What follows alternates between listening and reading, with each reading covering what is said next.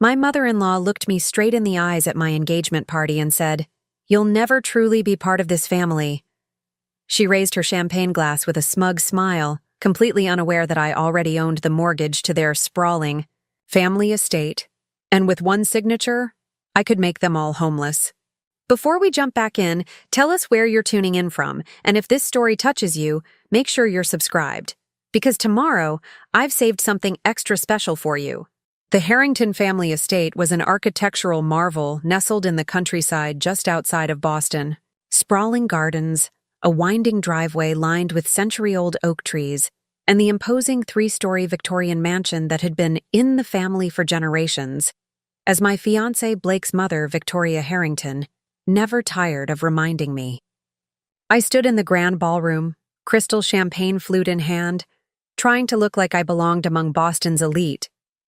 The engagement party was in full swing, a lavish affair with nearly 200 guests, a string quartet in the corner, waiters in pristine white gloves carrying silver trays of hors d'oeuvres, and enough champagne to fill a small swimming pool. This wasn't my world. I grew up in a middle-class neighborhood in Providence, raised by a single father who worked 60-hour weeks as an investment advisor to put me through college. But looking at me now in my designer dress and carefully styled hair, no one would guess my background. No one except Victoria Harrington. She glided through the crowd like royalty, her silver blonde hair twisted into an elegant updo, diamonds glittering at her throat and wrists. When Blake had first introduced us 6 months ago, her smile hadn't reached her eyes. "Eliza Bennett? I don't believe I know any Bennetts in our circle," she'd said, her tone suggesting that was precisely the problem. Blake squeezed my hand now, as we accepted congratulations from yet another couple whose names I'd already forgotten. "They love you," he whispered in my ear, his breath warm against my skin. I smiled up at him, this man who had swept into my life like a hurricane. Blake. Harrington, handsome, charming, and heir to one of the oldest financial institutions in New England. We'd met at a charity auction where I was representing my investment firm. He'd bid an obscene amount on a weekend getaway package, then immediately asked me to join him. I'd said no, intrigued but cautious. He'd persisted. 3 months later, he proposed. "Your mother doesn't," I whispered back, keeping my smile firmly in place for the benefit of onlookers. "She's just protective," he said, the same explanation he'd given me countless times before. "She'll come around." Blake was brilliant with numbers and strategy, but he was blind when it came to his mother. Victoria Harrington had no intention of coming around. In her eyes, I was an outsider, a gold digger who had somehow ensnared her precious son. What Blake didn't know, what none of them knew, was that I was far more than the junior investment advisor I claimed to be. "Darling, could I borrow you for a moment?" Victoria appeared at Blake's side, touching his arm possessively. "The Whitakers want to discuss that donation to your father's campaign." Blake looked at me apologetically. 5 minutes? "Take your time," I said, watching as Victoria steered him away, not even bothering to acknowledge me. I took the opportunity to slip out onto the terrace, needing a moment away from the stifling politeness and scrutiny. The night air was cool against my skin, the garden below illuminated by strategically placed lights that highlighted the sculptured hedges and marble fountains. It won't last, you know. I turned to find Victoria standing in the doorway, silhouetted against the warm light from inside. She stepped forward, her heels clicking against the stone terrace. "Excuse me?" I kept my voice neutral, though my heart had begun to race. "This engagement, this fantasy you've concocted." She waved her hand dismissively. "Blake has always had a weakness for novelty, but he'll tire of you as he has with all the others. The Harringtons marry their own kind." I took a slow sip of champagne, using the moment to compose myself. "And what kind is that exactly? People with breeding, heritage, connections." Her smile was sharp, predatory. People who understand our world and its obligations. People like the Prestons or the Callaways. I named two families whose daughters Blake had previously dated, both from impeccable backgrounds, both now married to other men. A flash of irritation crossed her face. Those were unfortunate mismatches, but at least they understood what it means to be part of a legacy like ours. And you don't think I do? Victoria laughed, a brittle sound devoid of humor. My dear, you've done an admirable job of polishing yourself. But at the end of the day, you'll never truly be part of this family. The words were designed to wound, to make me question my place beside Blake. If I'd been the person Victoria thought I was, an ambitious social climber who'd gotten lucky, perhaps they would have. Instead, I felt a familiar calm settle over me, the same one I experienced when making a particularly high-stakes investment decision. That's where you're wrong, Victoria, I said quietly. Her eyebrows rose slightly, surprised by my lack of deference. Am I? Tell me, what exactly do you bring to this union besides an attractive face? The Harringtons have built their reputation over generations. Our connections, our influence. These aren't things you can acquire overnight. There are many kinds of influence, I replied, meeting her gaze steadily. She stepped closer, lowering her voice. Let me be perfectly clear. If you proceed with this marriage, I will make sure your life in this family is difficult. Blake may be infatuated now, but blood is thicker than water. He will always choose us. I smiled then, a real smile that seemed to unsettle her more than any angry retort. I appreciate your candor, Victoria. It's good to know exactly where we stand. For a moment, uncertainty flickered in her eyes, quickly replaced by the smooth confidence of a woman who had never lost a battle of wills. I'm glad we understand each other. Before she could say more, Blake appeared in the doorway. There you are. Mom, Dad's looking for you. Something about the toast? Victoria's demeanor transformed instantly. Of course, darling. We wouldn't want to keep everyone waiting. She touched his cheek affectionately, then glanced back at me. Remember what I said, Eliza. As she glided back inside, Blake joined me at the balustrade. Everything okay? You look intense. I leaned into him, inhaling the familiar scent of his cologne. Just getting some advice from your mother on being a Harrington. He chuckled, oblivious to the undercurrents. Good luck with that. Took me 30 years and I'm still learning. He pressed a kiss to my temple. Ready to go back in? Dad's about to give his speech. I nodded, letting him lead me back inside, where chandeliers cast a golden glow over the assembled guests. Edward Harrington, Blake's father, and the current CEO of Harrington Financial Group stood at the center of the room, commanding attention without raising his voice. Friends, family, distinguished guests, we are delighted to welcome you to celebrate the engagement of our son Blake to Eliza Bennett. Polite applause rippled through the crowd. I felt Victoria's eyes on me as Edward continued, extolling Blake's accomplishments and expressing carefully worded optimism about our future together. What struck me was the absence of any specific mention of me, beyond my name. No mention of my career, my education, or what I might bring to the family. To Edward Harrington, like his wife, I was simply the woman who had somehow captured his son's attention. If only they knew. As Blake's father raised his glass in a toast, I caught Victoria whispering to an elegant older woman beside her, both of them glancing in my direction with barely concealed disdain. The woman, Blake's Aunt Henrietta, I later learned, shook her head slightly, her expression one of resigned disapproval. They thought they knew everything about me. They'd had me investigated, of course. Victoria had hinted as much during one of our earlier encounters. We make it a point to know who's entering our circle, she'd said. But their investigation had uncovered exactly what I'd wanted them to find. Eliza Bennett, 29, Graduated cum laude from Brown University, worked for Blackwell Investments for 5 years. Modest family background, no scandals, no excessive debt. Nothing remarkable in either direction. What they hadn't found was far more interesting. Preparing and narrating this story took us a lot of time, so if you are enjoying it, subscribe to our channel. It means a lot to us. Now back to the story. Later that evening, as the party wound down and the last guests departed with air kisses and promises to meet for lunch, Blake's parents cornered us in the main hall.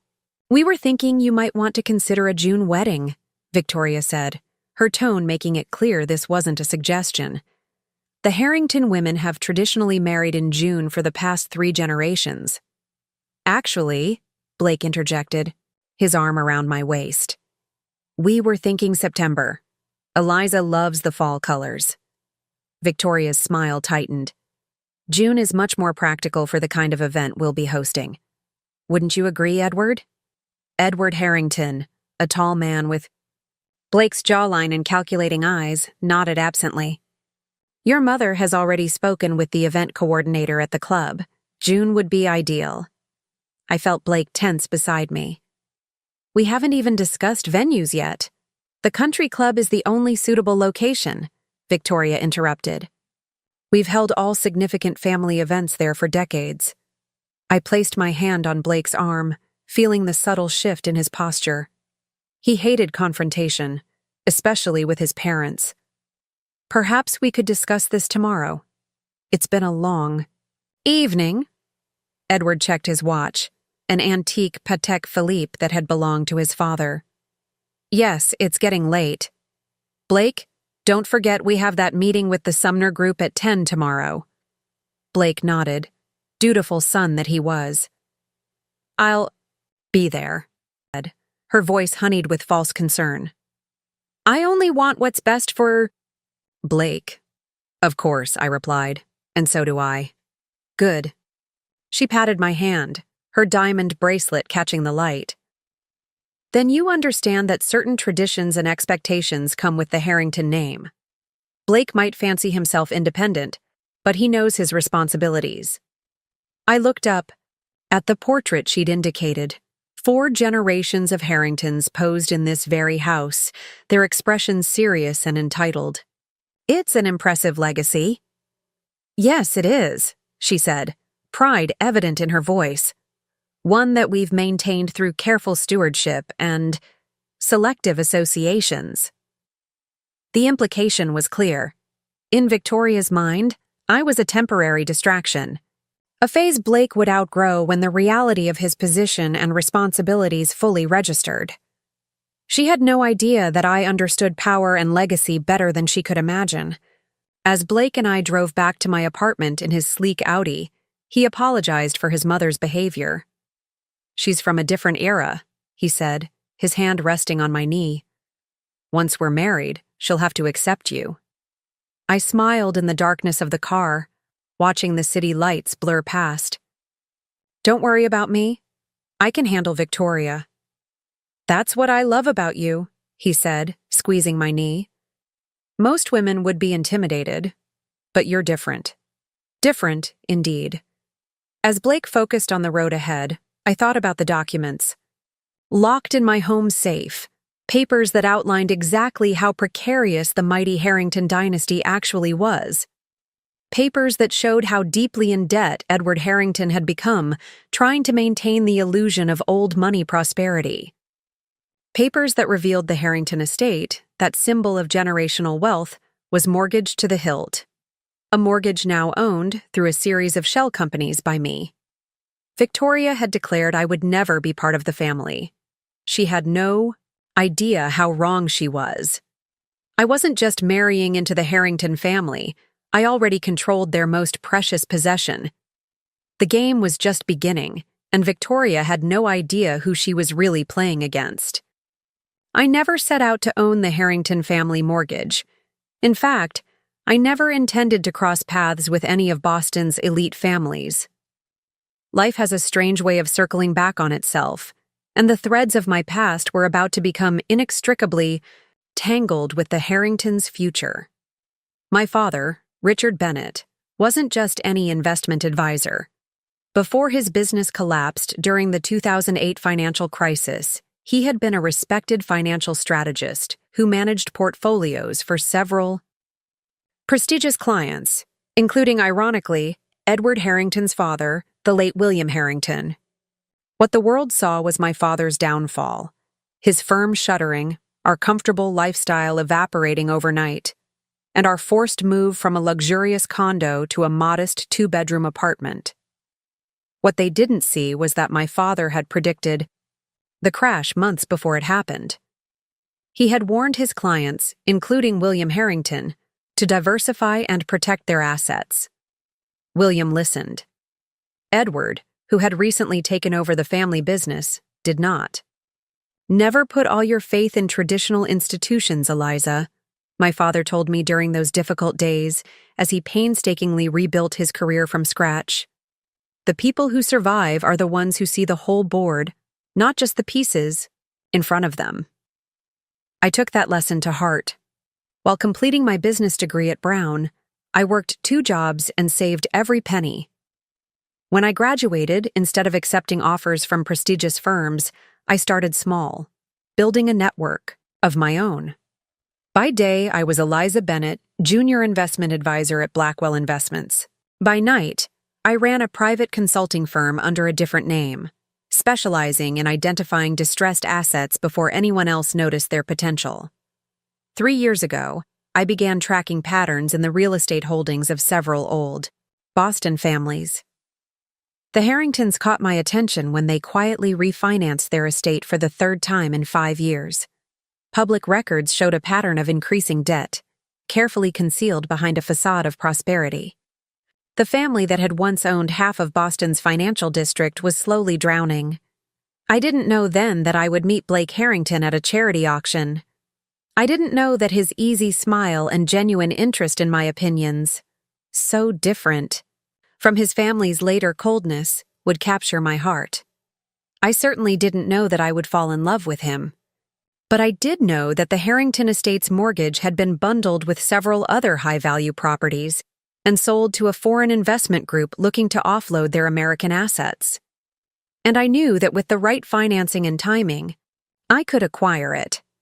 It took 8 months of careful negotiation, leveraging contacts across 3 continents, and nearly every cent of capital I had accumulated. But 6 months before meeting Blake, in a twist of fate that still amazes me, I became the majority stakeholder in the company that held the mortgage to the Harrington family estate. The morning after our engagement party, I sat in my office, at Blackwell Investments, reviewing quarterly reports while my mind kept drifting back to Victoria's cutting words. My assistant, Natalie, knocked lightly on my door. "Your 10 o'clock is here," she said, ushering in Diane Reynolds, my attorney, and the only person who knew the full extent of my financial maneuvers. "Congratulations are in order, I hear," Diane said when we were alone, setting her leather portfolio on my desk. Tall, with cropped silver hair and sharp eyes that missed nothing, Diane had been my father's attorney before becoming mine. "Your engagement made the society pages." I grimaced. "Along with speculation about what Blake Harrington sees in a newcomer from Providence," I quoted from one particularly snobbish column. Diane laughed. "If they only knew." She withdrew a folder from her portfolio. "I've brought the quarterly reports on your holdings, including the Harrington property." I flipped through the documents, noting the figures with satisfaction. "The interest payments have been late twice now." 3 times, Diane corrected, pointing to a line item. "This came in yesterday, 5 days past due. Not enough to trigger default clauses, but a pattern is emerging." I leaned back in my chair, considering the implications. "Edward Harrington is struggling more than I thought. The question remains," Diane said carefully, "what do you intend to do with this leverage?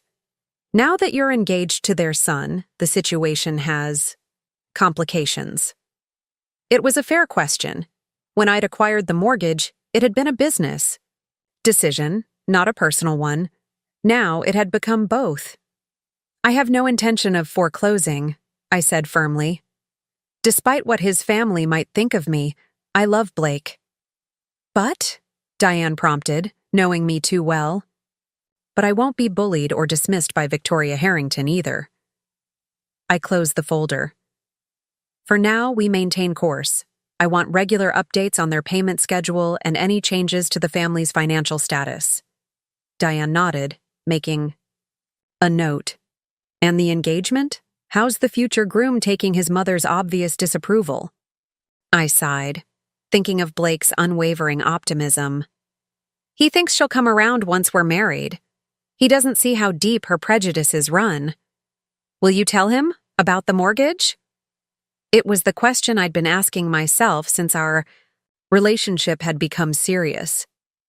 Not yet, I decided. Blake adores his parents, especially his mother.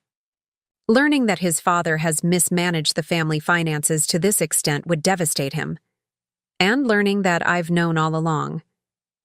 Might make him question your motives, Diane finished. Fair enough, but secrets have a way of surfacing. Eliza, especially in marriages. After Diane left, I stood by my office window, watching Boston's financial district bustle below. My phone buzzed with a text from Blake. Lunch today? I've missed you. Promise not to talk about June versus September weddings.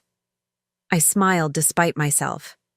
Blake was the unexpected variable in my carefully constructed equation, the genuine warmth in a family built on cold calculation.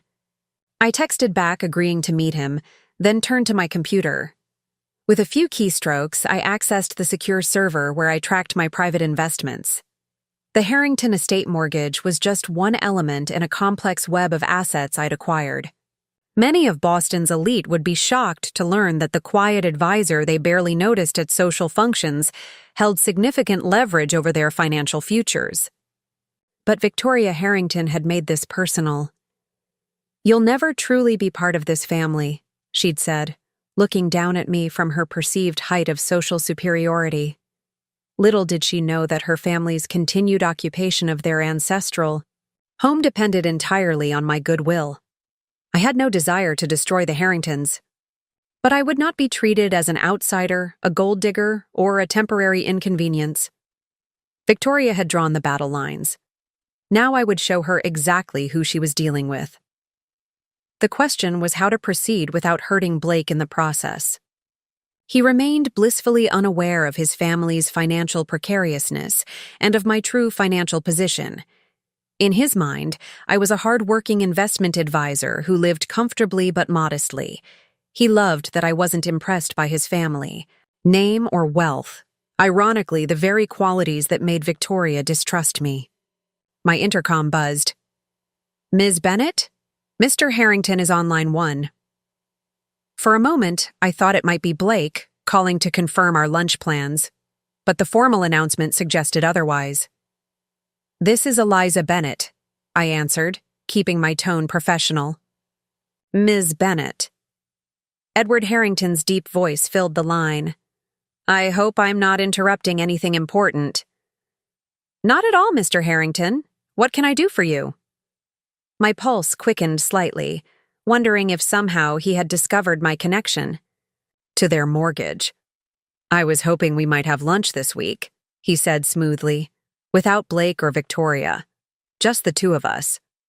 I kept my surprise from showing in my voice. Of course. May I ask what this is regarding? There was a brief pause.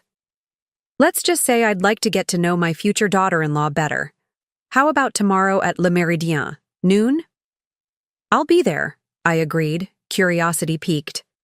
After hanging up, I sat motionless, mind racing. What did Edward want? Had he discovered something about me? Or was this simply an attempt to evaluate me more thoroughly as Blake's chosen partner?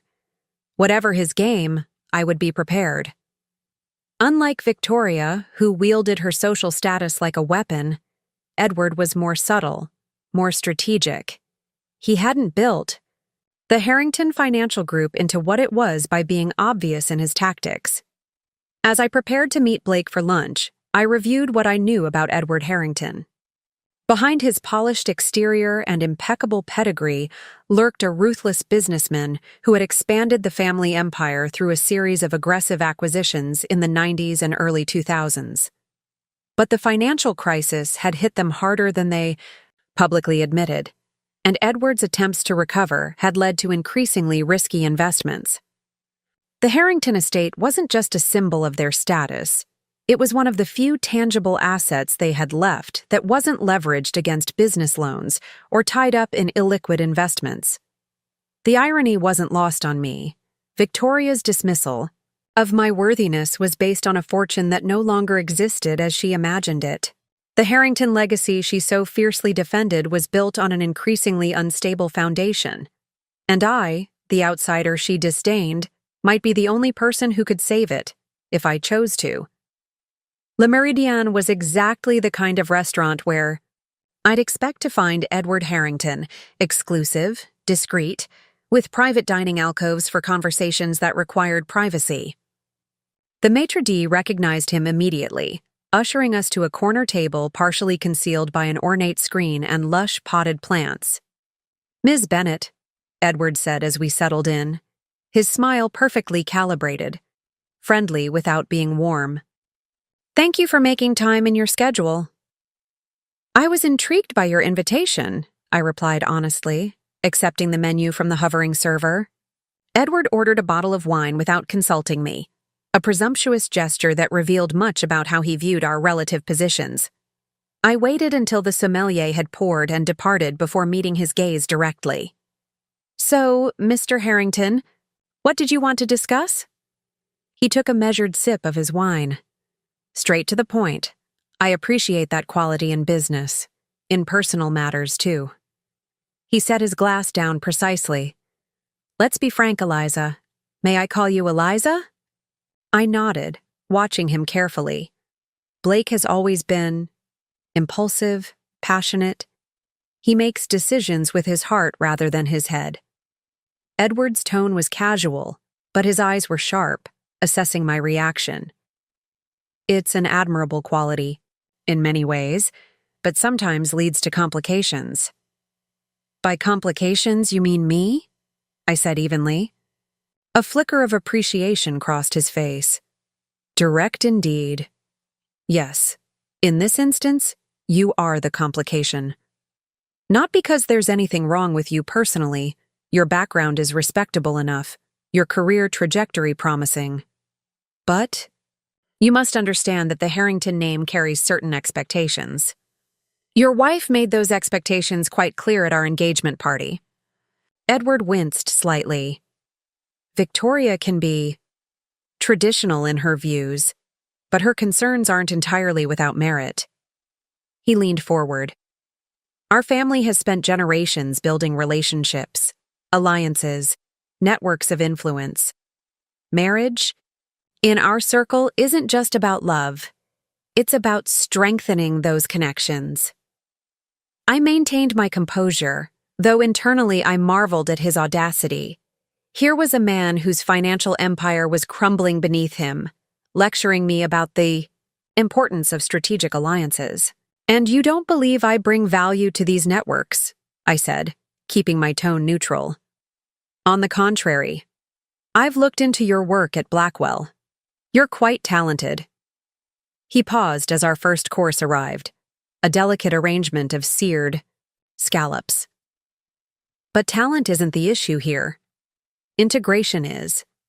Victoria fears, and I share some of her concern, that Blake hasn't fully considered what bringing an outsider into our world entails. I took a bite of my scallop, giving myself a moment to formulate my response. "And what does it entail exactly?" "Discretion, loyalty, understanding that family interests sometimes supersede personal preferences." Edward cut his food with precise movements. The Harrington name opens doors, but it also comes with responsibilities. "To preserve the legacy," I supplied. "Precisely." He seemed pleased that I understood. "Blake has certain obligations that he can't simply ignore because he's fallen in love." I raised an eyebrow. "Such as?" His role in the family business, for one. His position in certain social circles. His future children's education and integration into those same circles.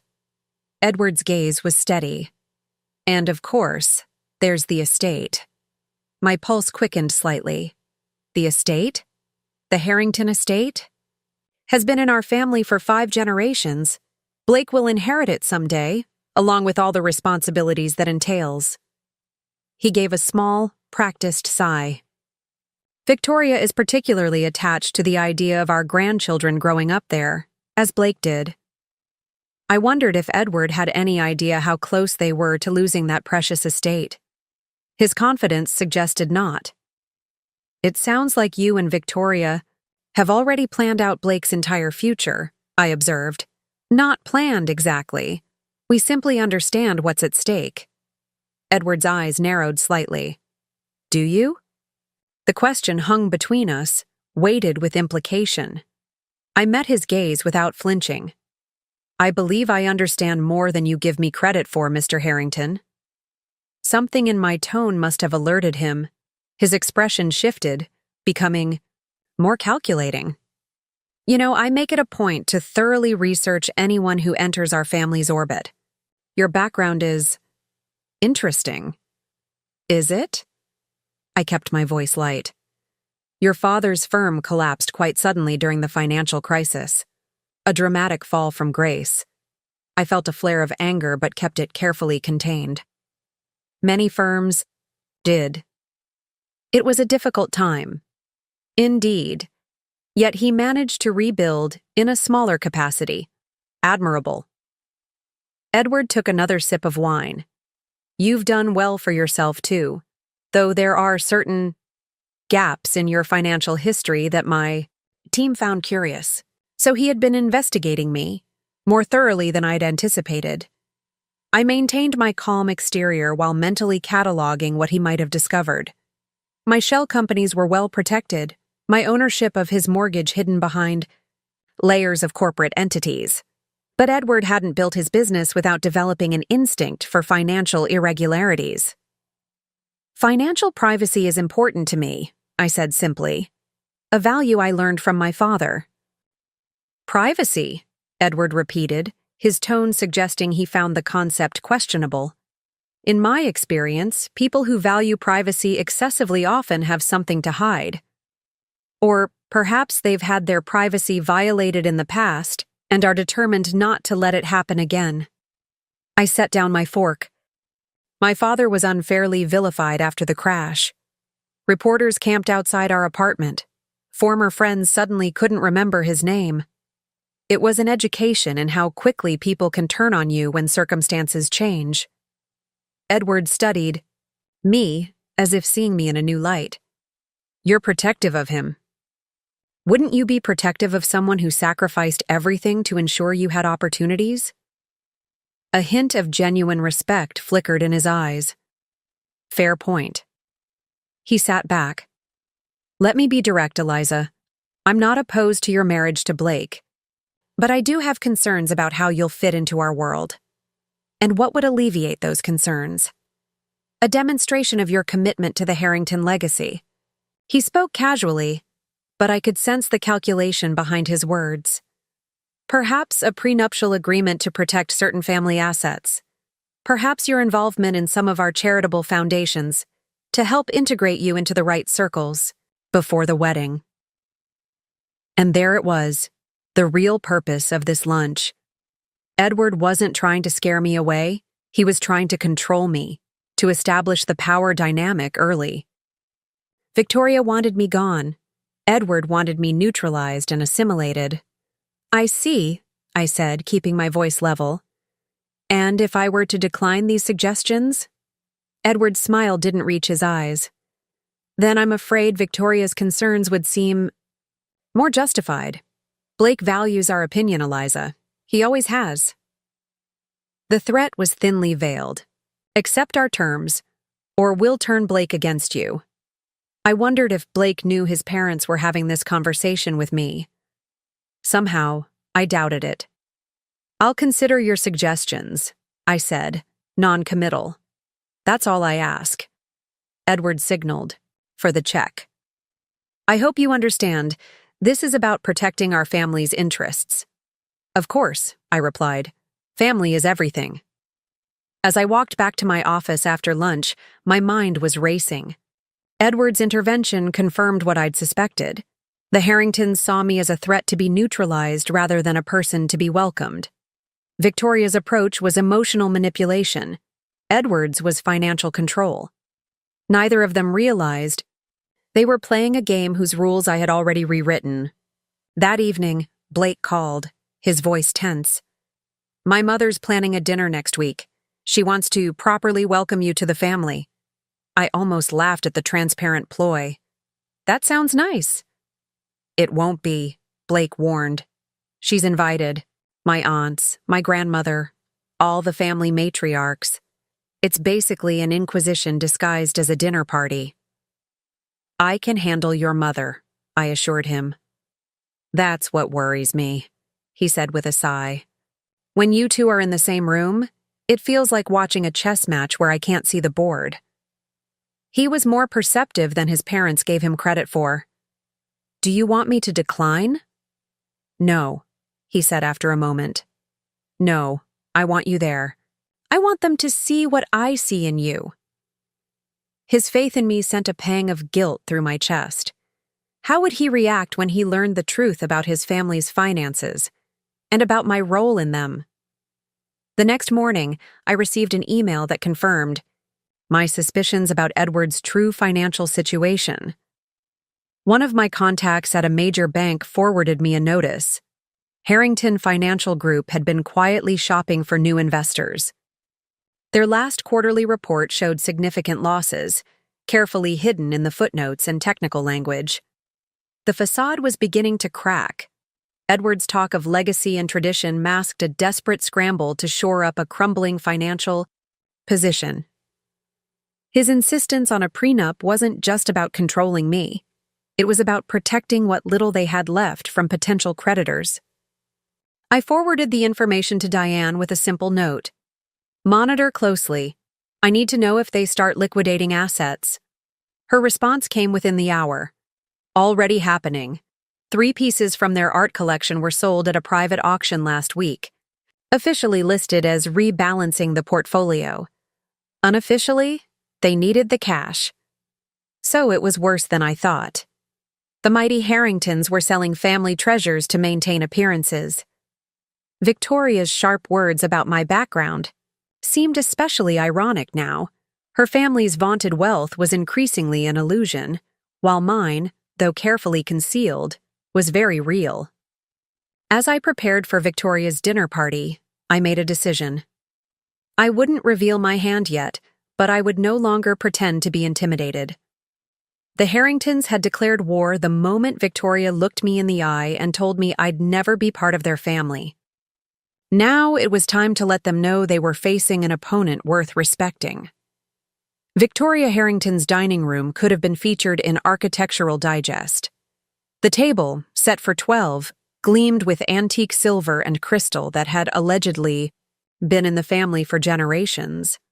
I wondered idly how much of it would soon end up in the hands of private collectors as the family quietly sold off assets. I had dressed strategically for the evening, a navy blue dress that was elegant without being flashy, pearl earrings that suggested old money rather than new. My hair swept into a classic updo. The goal wasn't to impress Victoria, an impossible task, but to give her nothing obvious to criticize. Eliza, darling. Victoria air-kissed my cheeks when Blake and I arrived, her smile as artificial as the flower arrangement centerpiece. How lovely you look. Almost traditional. The slight emphasis conveyed her surprise, as if she'd expected me to arrive in something inappropriate. Thank you, Victoria. Your home is beautiful, as always. I matched her tone precisely. Polite, distant, with just enough warmth to pass for sincerity. Blake squeezed my hand encouragingly as Victoria led us into the drawing room where the other guests were gathered. I recognized a few faces from our engagement party. Blake's Aunt Henrietta, his father's sister, whose perpetually pinched expression suggested chronic disapproval. His grandmother Eleanor, the family matriarch, watching everyone with sharp eyes that belied her 83 years, and several cousins whose names I'd memorized from family photographs. "Everyone," Victoria announced. "You remember Blake's fiancée, Eliza Bennett." The resulting murmurs of greeting varied from barely polite to genuinely curious. I felt their collective assessment, the outsider who had somehow captured Blake Harrington, their golden boy. "So, Eliza," Aunt Henrietta began almost immediately, "Victoria tells me you're in finance. How interesting. Women weren't in those roles in my day." "The industry has evolved," I replied smoothly, though not as quickly as one might hope. "And your family?" Eleanor Harrington asked, her voice carrying the distinctive Boston Brahmin accent that had mostly faded from younger generations. "Bennett, was it? I don't recall any Bennetts in our circle." "My family is from Providence originally," I said, accepting a glass of champagne from a passing server. "Ah, Providence." The way she said it made the city sound like a particularly undesirable suburb. "And what did your father do there?" Blake tensed beside me, but I placed a calming hand on his arm. "My father was an investment advisor. He managed portfolios for several notable clients." "Was." Eleanor caught the past tense immediately. "He still consults, but on a smaller scale now." Victoria's smile tightened almost imperceptibly. "Eliza's father experienced some setbacks during the financial crisis." The way she phrased it made it sound as if my father had been personally responsible for the global economic collapse. I felt a flash of anger, but channeled it into a calm smile. "Many did," I replied, "including some of Boston's oldest institutions. Adaptation is essential for survival in finance." Edward, who had been quietly observing from near the fireplace, raised his eyebrows slightly at this. He knew exactly which old institutions I was referencing, including his own. Dinner proved to be the anticipated inquisition, with questions about my education, my career aspirations, my views on everything from politics to child-rearing. Each question came wrapped in politeness, but carried an undercurrent of judgment. "And where do you see yourself in 5 years, Eliza?" Henrietta asked over the main course. "Still working, I presume? Though, of course, once children arrive." "I intend to continue my career," I said firmly. "I believe in setting an example of professional dedication." "How modern," Victoria murmured, in a tone that suggested this was not a compliment. "Though the Harrington wives have traditionally focused on family and philanthropy. It's quite a demanding role, managing the social obligations alone." "I'm sure Eliza will find her own way to contribute," Blake interjected, his patience visibly wearing thin. "She's already involved with several charitable organizations." "Yes, but Harrington women typically chair the boards of certain specific charities," Victoria countered. "There are expectations, Blake. Perhaps it's time for new perspectives." "On those expectations," I suggested mildly. "After all, even the most established traditions occasionally benefit from fresh approaches." Eleanor's shrewd gaze fixed on me. "You speak of change as if it's inherently valuable, young woman. Some things endure for a reason." "I agree," I replied, meeting her eyes directly. "Value endures. Superficial trappings often don't." A momentary silence fell over the table. I had come dangerously close to suggesting that the Harrington traditions might be among those superficial trappings. Edward cleared his throat. "Eliza makes an interesting point. Adaptation has always been key to the Harrington success.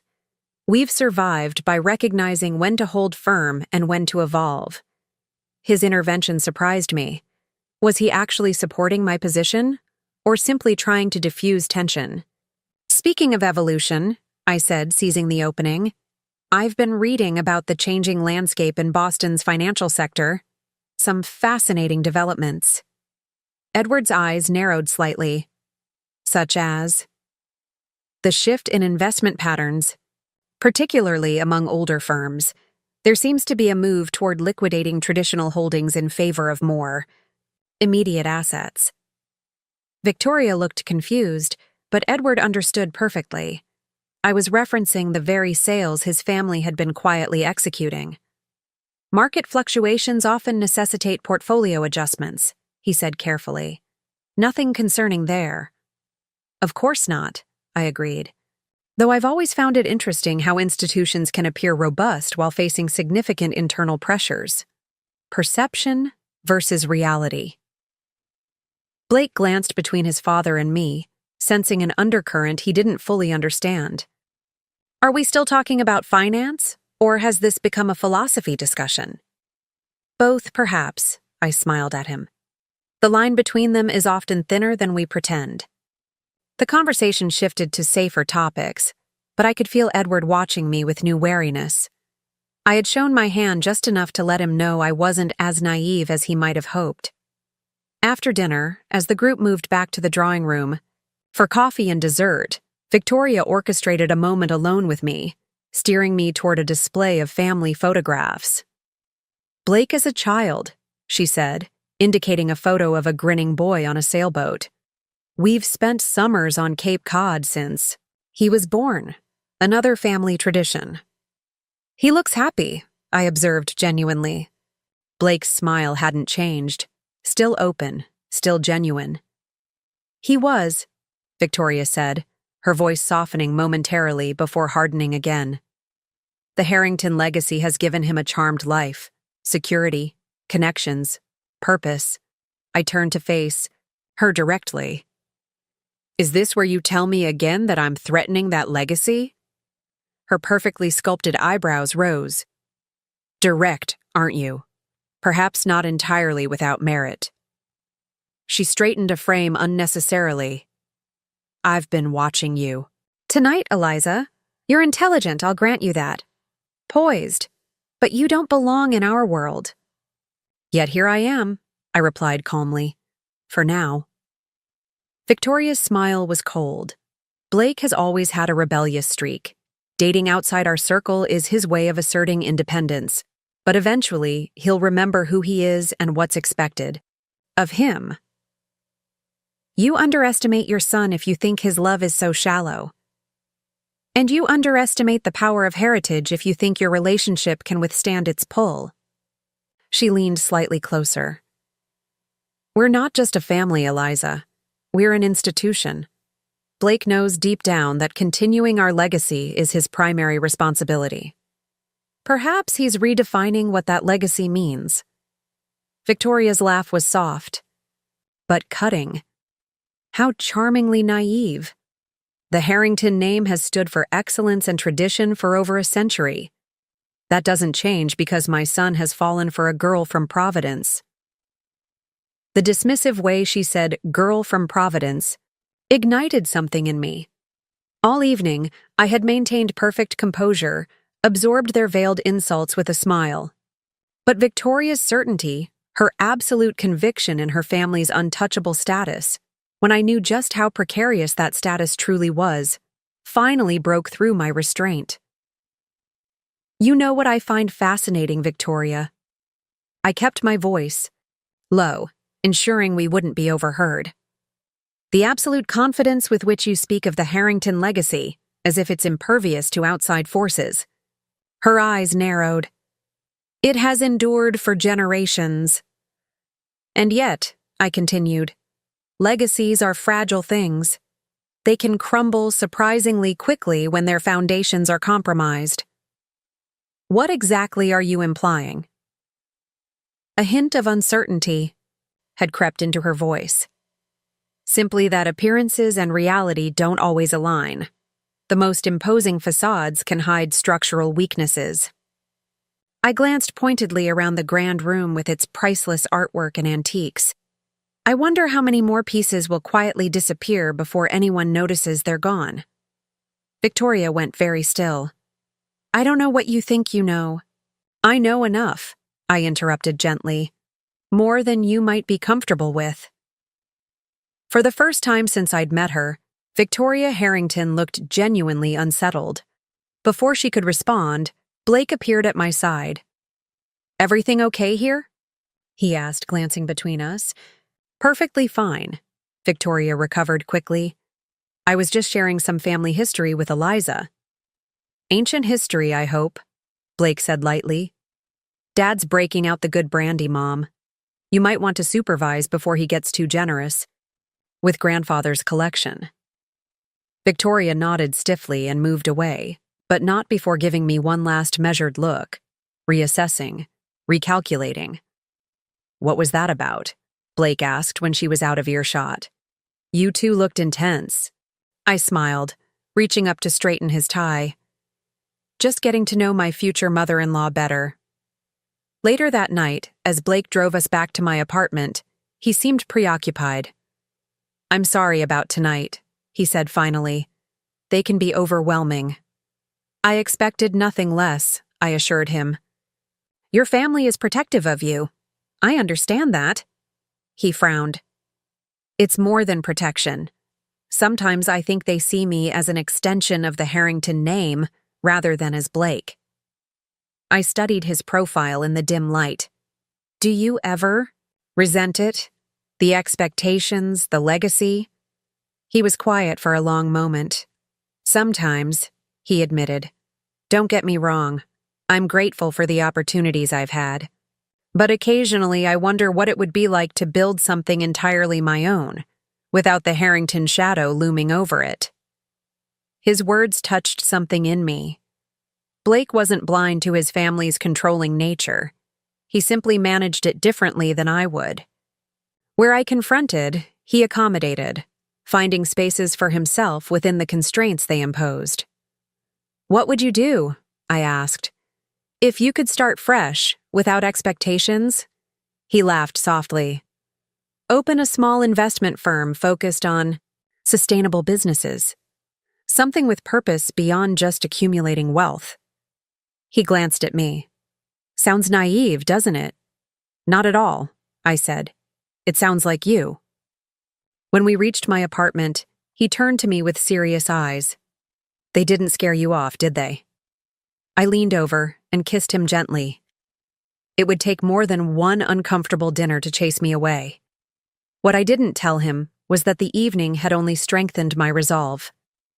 Victoria and Edward Harrington were so convinced of their superiority, so certain of their right to dictate terms, that they couldn't conceive of anyone outmaneuvering them. Their blindness was my advantage. Victoria had declared I would never be part of the family, believing her word was law. She didn't realize that I already held the keys to her kingdom. And soon, very soon, she would discover just how precarious her throne had become. The morning after Victoria's dinner party, my phone rang as I was reviewing client portfolios. Diane's name flashed on the screen. "You'll want to see this," she said without preamble. "I'm sending it to your secure server now." I switched to my encrypted laptop and opened the file she'd sent. A detailed analysis of Harrington Financial Group's latest quarterly filings, along with notes from several private banking sources. The picture it painted was worse than I'd anticipated. "They're underwater on several major investments," Diane explained as I scanned the documents. "The European expansion Edward launched last year is hemorrhaging money, and they've leveraged nearly everything to keep it afloat." "Including the estate," I noted, seeing the updated mortgage information. "They've taken a third equity line against it in 8 months. Not just that. Look at page 7. I flipped to the indicated page and felt my breath catch. Edward. Harrington had pledged his shares in the company's core business as collateral for a high-interest loan from a notorious private equity firm known for hostile takeovers. "He's risking everything," I murmured. "And no one outside the family knows. They're maintaining the illusion perfectly. Charity galas, political donations, all the trappings of old money security. But it's a house of cards, Eliza. One strong. Wind, and it all comes down." I leaned back in my chair, processing the implications. Does Blake know? Doubtful. From what we've gathered, Edwards kept the extent of the trouble hidden from everyone except possibly Victoria. Even the board has only seen carefully sanitized reports. After ending the call with Diane, I sat motionless, thinking. The Harringtons weren't just facing financial difficulty. They were on the brink of collapse, and Edward's desperate maneuvers were only accelerating the inevitable. The man who had condescendingly lectured me about family responsibility was gambling with his family's entire future. And Blake, my Blake, with his dreams of sustainable investing and genuine value creation, had no idea he was about to inherit a legacy built on sand. My intercom buzzed. "Ms. Bennett, Mr. Blake Harrington is here to see you." I quickly closed my laptop. "Send him in." Blake entered with a bouquet of lilies, my favorite, and a tired smile. "Surprise," he said, bending to kiss me. "I was in the neighborhood for a meeting and thought I'd kidnap you for lunch." "Perfect timing," I said, accepting the flowers. "I was just thinking about you." He dropped into the chair across from my desk with a sigh. "Thinking about how you can still back out of this engagement after meeting the full Harrington Inquisition." "Squad?" I laughed, despite my churning thoughts. It would take more than one uncomfortable dinner to scare me off. Besides, I thought your grandmother rather liked me. "Grandmother Eleanor likes anyone who stands their ground with mother," Blake said wryly. "She complains constantly about how Victoria runs the family, but then sits back and watches like it's a spectator sport." I arranged the lilies in a vase, buying myself time to decide how much to probe. "Speaking of running things, how involved are you in the day-to-day operations at Harrington Financial?" He shrugged. "I handle client relationships mostly. Some product development. Dad keeps the financial side close to his chest." A shadow crossed his face. "He's always been that way, secretive about the numbers. Says I need to learn the human side of the business first." "Or he's keeping you in the dark because he knows you'd question his decisions," I thought, but didn't say. "Any particular reason you're asking?" Blake looked curious rather than suspicious. I kept my tone casual. "Just wondering about the family. Business I'll be marrying into. After all, it'll be yours someday." "God, don't remind me." He ran a hand through his hair. "Sometimes I think Dad expects me to be a carbon copy of him, ready to step into his shoes the moment he decides to step back. But we have completely different approaches to business." "How so?" "He's all about expansion, acquisition, beating the competition. I keep telling him we should be focusing on client retention, ethical investing options, modernizing our image." Blake shook his head. He nods and smiles, and then goes right back to doing things the way they've always been. Done. The irony was painful. Blake was advocating for exactly the kind of strategy that might save the company, while Edward pursued the high-risk maneuvers that were destroying it. "Have you ever thought about starting your own firm?" I asked, thinking of his comment in the car. "Something that reflects your values?" His expression turned wistful. "All the time. But there's the family legacy to consider. 5 generations of Harringtons have run the company. I can't be the one who walks away from that."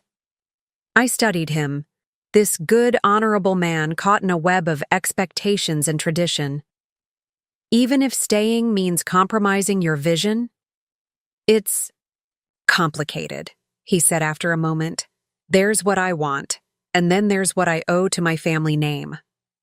I wanted to tell him then about his father's precarious financial gambles, about the mortgage I controlled, about how the legacy he felt duty-bound to protect was already crumbling beneath his feet. But looking at his face, I couldn't bring myself to shatter his world. Not yet, not until I had a clear plan for what came next. "Enough serious talk," Blake said, checking his watch. "Lunch? There's a new place on Newberry Street I've been wanting to try." I agreed, setting aside my concerns for the moment. As we walked to the restaurant, arm in arm, I found myself studying the well-dressed professionals hurrying past us on the sidewalk, wondering how many of them also maintained careful facades that hid complicated truths. The Harringtons weren't unique in their deception. Many families, many institutions, projected strength while containing fatal weaknesses. The difference was that most didn't treat others with the dismissive superiority that Victoria had shown me. Over lunch, Blake mentioned an upcoming charity gala that his mother was organizing. "It's the annual Harrington Foundation event," he explained. "Black tie, silent auction, the usual suspects writing checks to feel good about themselves." "Sounds delightful," I said dryly. He grinned. "It's actually important. The foundation funds educational programs for underprivileged kids. One of the few family traditions I fully support." His expression turned serious. "I'd really like you to be there. As my fiancé, not just as my date." I understood the distinction. This would be my first official appearance as Blake's future wife at a Harrington-sponsored event. Of course I'll be there. Fair warning, Mother is the chair of the foundation. She'll be in her element, running everything and everyone. "I can handle Victoria," I assured him, though I was already thinking about the opportunity this event presented.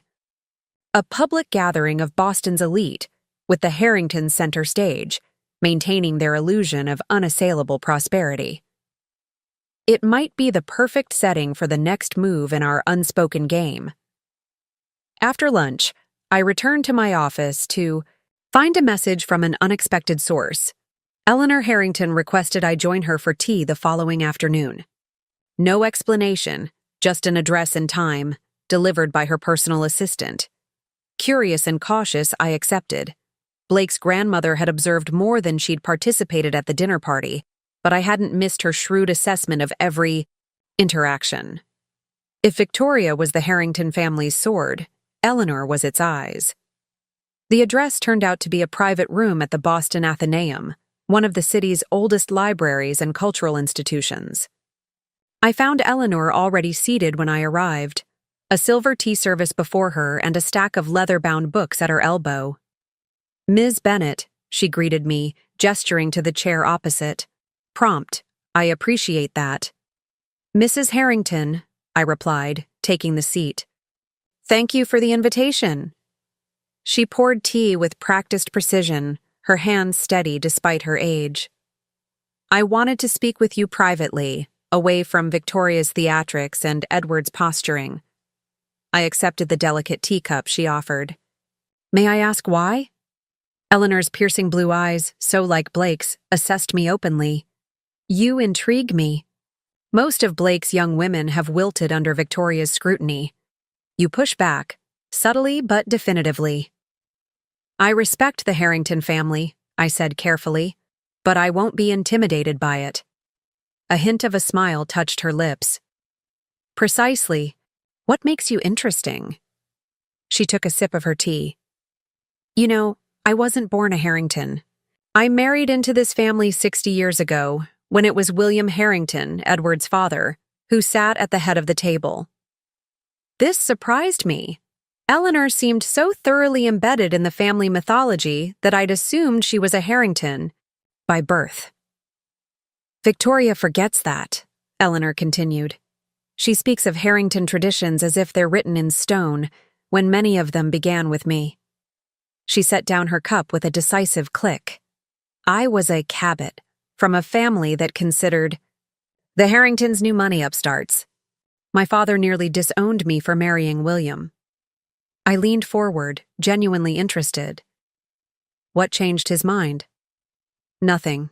He went to his grave disapproving of my choice." Eleanor's smile was sharp with old satisfaction. "But I built this family into what it is today. The social connections, the political influence, the philanthropic footprint, those were my contributions. Victoria simply maintains what I created." I was beginning to understand why she'd wanted this meeting. "You're saying the Harrington legacy isn't as fixed as Victoria pretends." "Legacies evolve, Ms. Bennett. They must, or they die." Eleanor folded her hands in her lap. Victoria fears change because she lacks the vision to shape it. Edward fears it because he's made too many mistakes to weather it. Her frank assessment of her son and daughter-in-law caught me off guard. You're very candid, Mrs. Harrington. At my age, one hasn't time for pretense. She studied me with those penetrating eyes. You know about the financial troubles, don't you? Not just rumors. You have details. For a moment, I considered denying it, but something in her expression told me she would see through any evasion. Yes. She nodded, unsurprised. I thought as much. The question is, what do you intend to do with that knowledge? That depends, I said carefully. What do you think I should do with it? Eleanor laughed, a surprisingly warm sound. Clever? Girl, you answer a question with a question. She leaned back in her chair, regarding me thoughtfully. Edward has overextended himself catastrophically. Victoria refuses to acknowledge reality. And Blake, dear idealistic Blake, remains blissfully oblivious to the precipice we're approaching. And you? I asked. I'm too old to save them from themselves, she said with a sigh, but not too old to recognize someone who might. Her gaze sharpened. You're more than you appear to be, Eliza Bennet. Your understanding of financial matters extends beyond what your position at Blackwell would suggest. I remained silent, neither confirming nor denying. Blake loves you, Eleanor continued. That much is obvious. The question is whether you love him enough to help salvage what can be saved of his inheritance. I love Blake for who he is, I said firmly, not for his name or his supposed inheritance. A pretty sentiment. But if you truly care for him, you must care about the legacy that has shaped him. Eleanor picked up her teacup again. The Harrington name may not matter to you, Ms. Bennet, but it matters deeply to my grandson. What would destroy Edward and Victoria would merely wound them, their pride, their social standing. But for Blake, watching the family legacy crumble would cut to his very core. Her words struck uncomfortably close to my own concerns. Blake's sense of duty to his family name ran deep.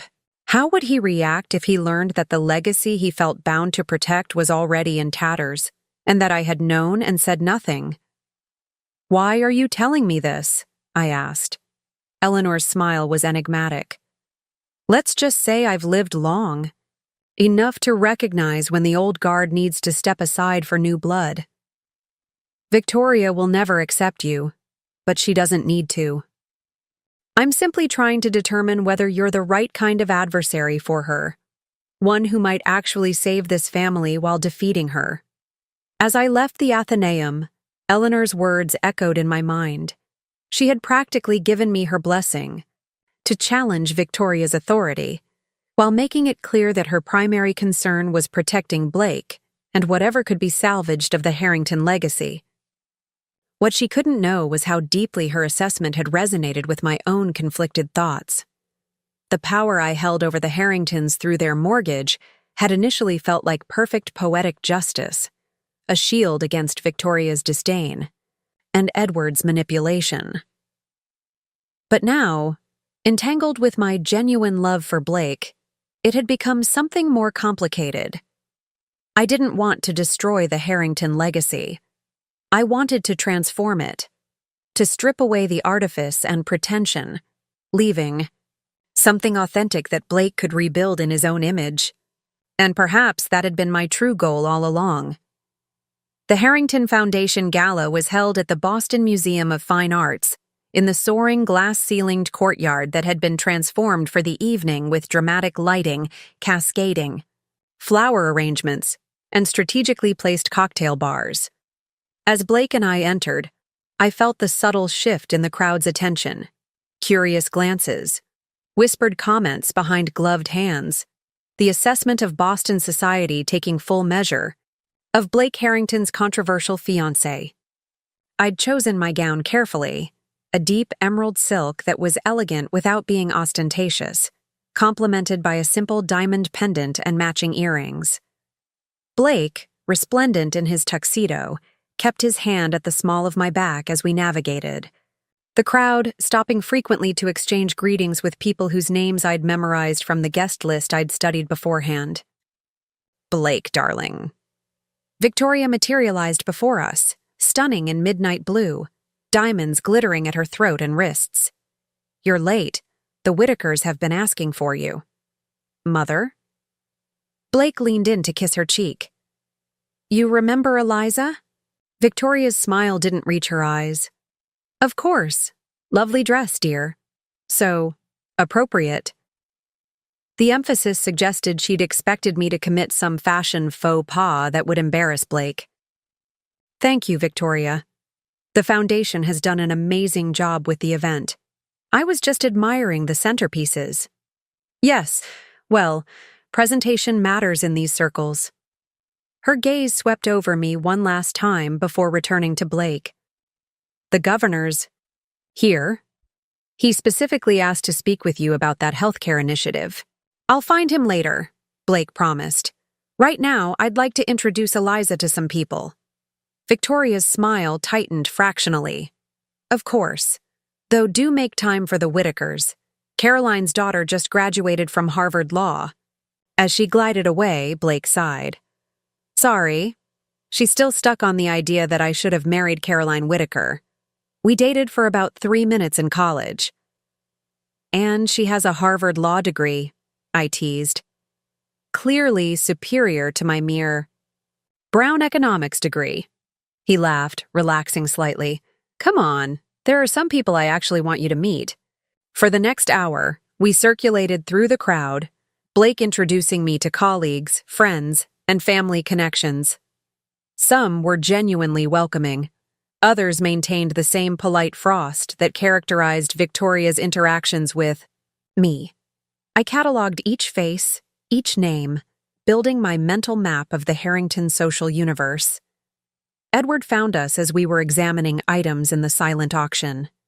Blake, Senator Williams was asking about you. He's by the South Bar. Blake hesitated, glancing at me. Go ahead, I encouraged him. I'm perfectly capable of bidding on auction items without supervision. Once Blake had reluctantly departed, Edward turned to me with an appraising look. You clean up well, Eliza. One might almost mistake you for someone who belongs here. I smiled pleasantly. High praise indeed, Edward. Though I wonder, what exactly does belonging entail in your world? Is it just appearance, or is there something more substantive?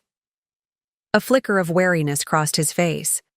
Since our lunch at Le Méridien, he'd been keeping a careful distance, uncertain of exactly how much I knew about his financial situation. Substance is certainly part of it, he said carefully.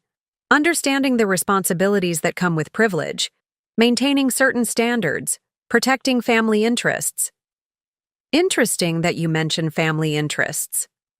I examined a listing for a week at a luxury villa in Tuscany, noting the current bid. I've been thinking a lot about what truly serves a family's long-term interests. Sometimes what appears protective in the short term can be destructive over time.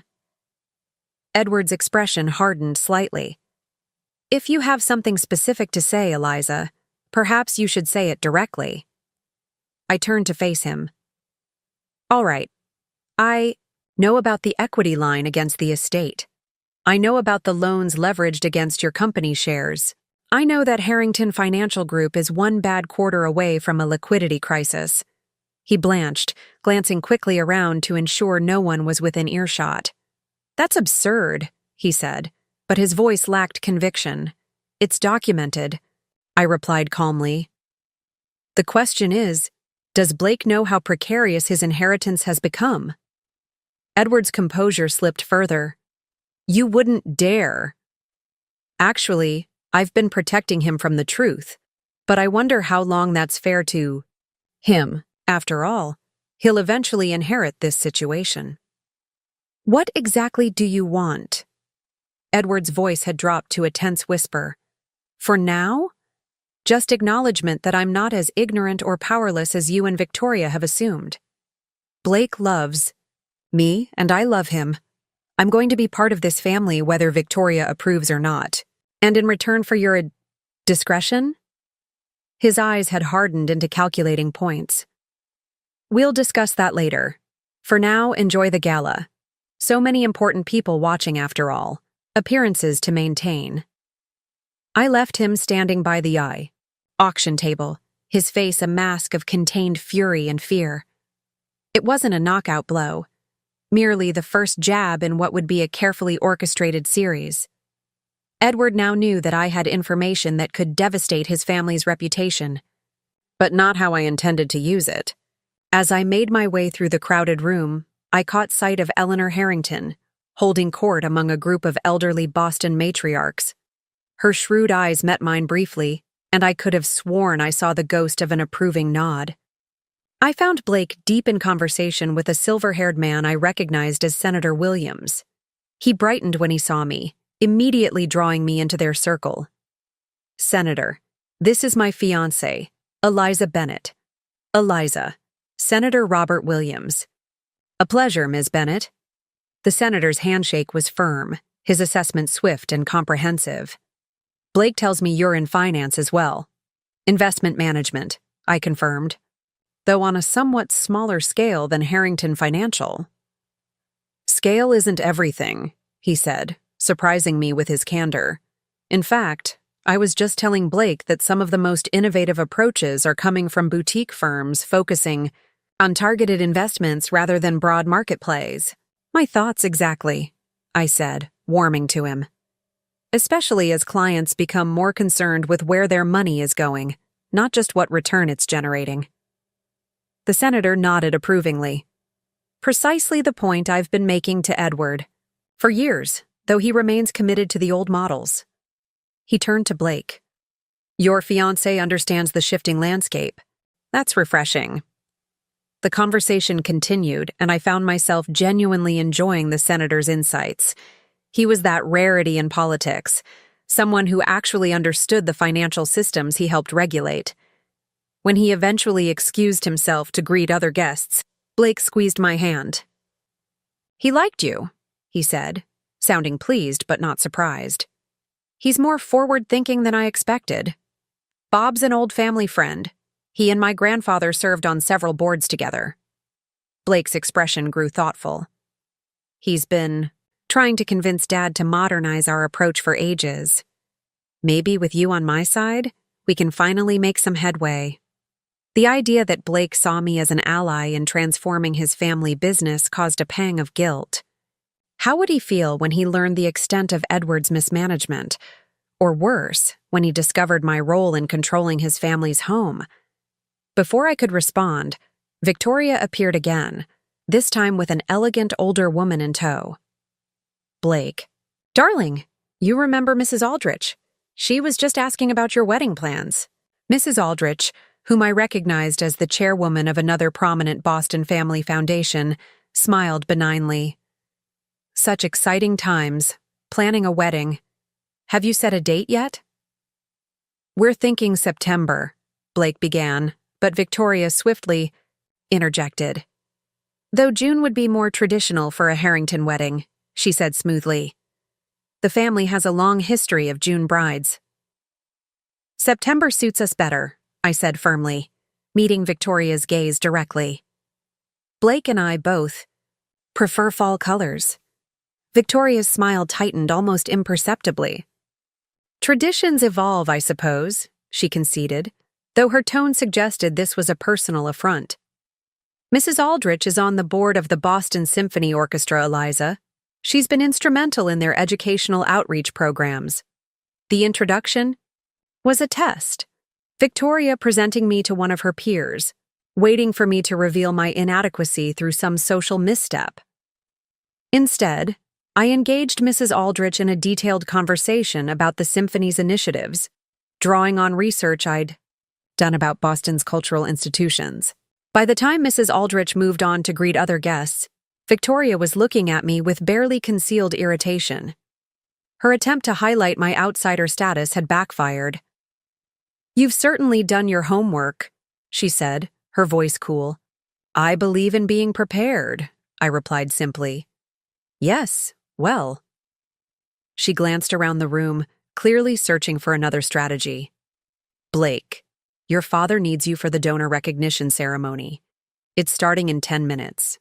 As Blake excused himself to prepare for his role in the evening's formal program, Victoria lingered, studying me with calculating eyes. You're putting on quite a performance tonight, she observed. One might almost believe you belong in these circles. Perhaps I'm not performing at all, I suggested. Perhaps your assessment of me has simply been wrong from the beginning. Her laugh was soft but cutting. Oh, Eliza, I've been navigating these waters for 30 years. I know an ambitious social climber when I see one, and I recognize someone desperately clinging to status and traditions that may not be as secure as she pretends, I countered. Victoria's face hardened. Careful. You're engaged to my son, not yet married to him. Things can change. Indeed, they can, I agreed. For instance, I just had a fascinating conversation with your husband about finances.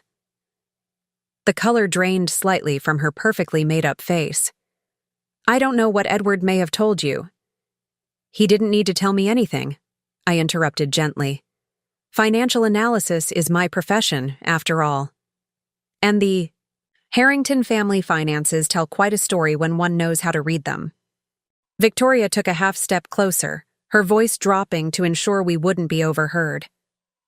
If you think you can use this to manipulate your way into our family, I'm already in your family, Victoria. Blake has chosen me. The only question is whether you'll accept that reality gracefully or continue this increasingly pointless resistance.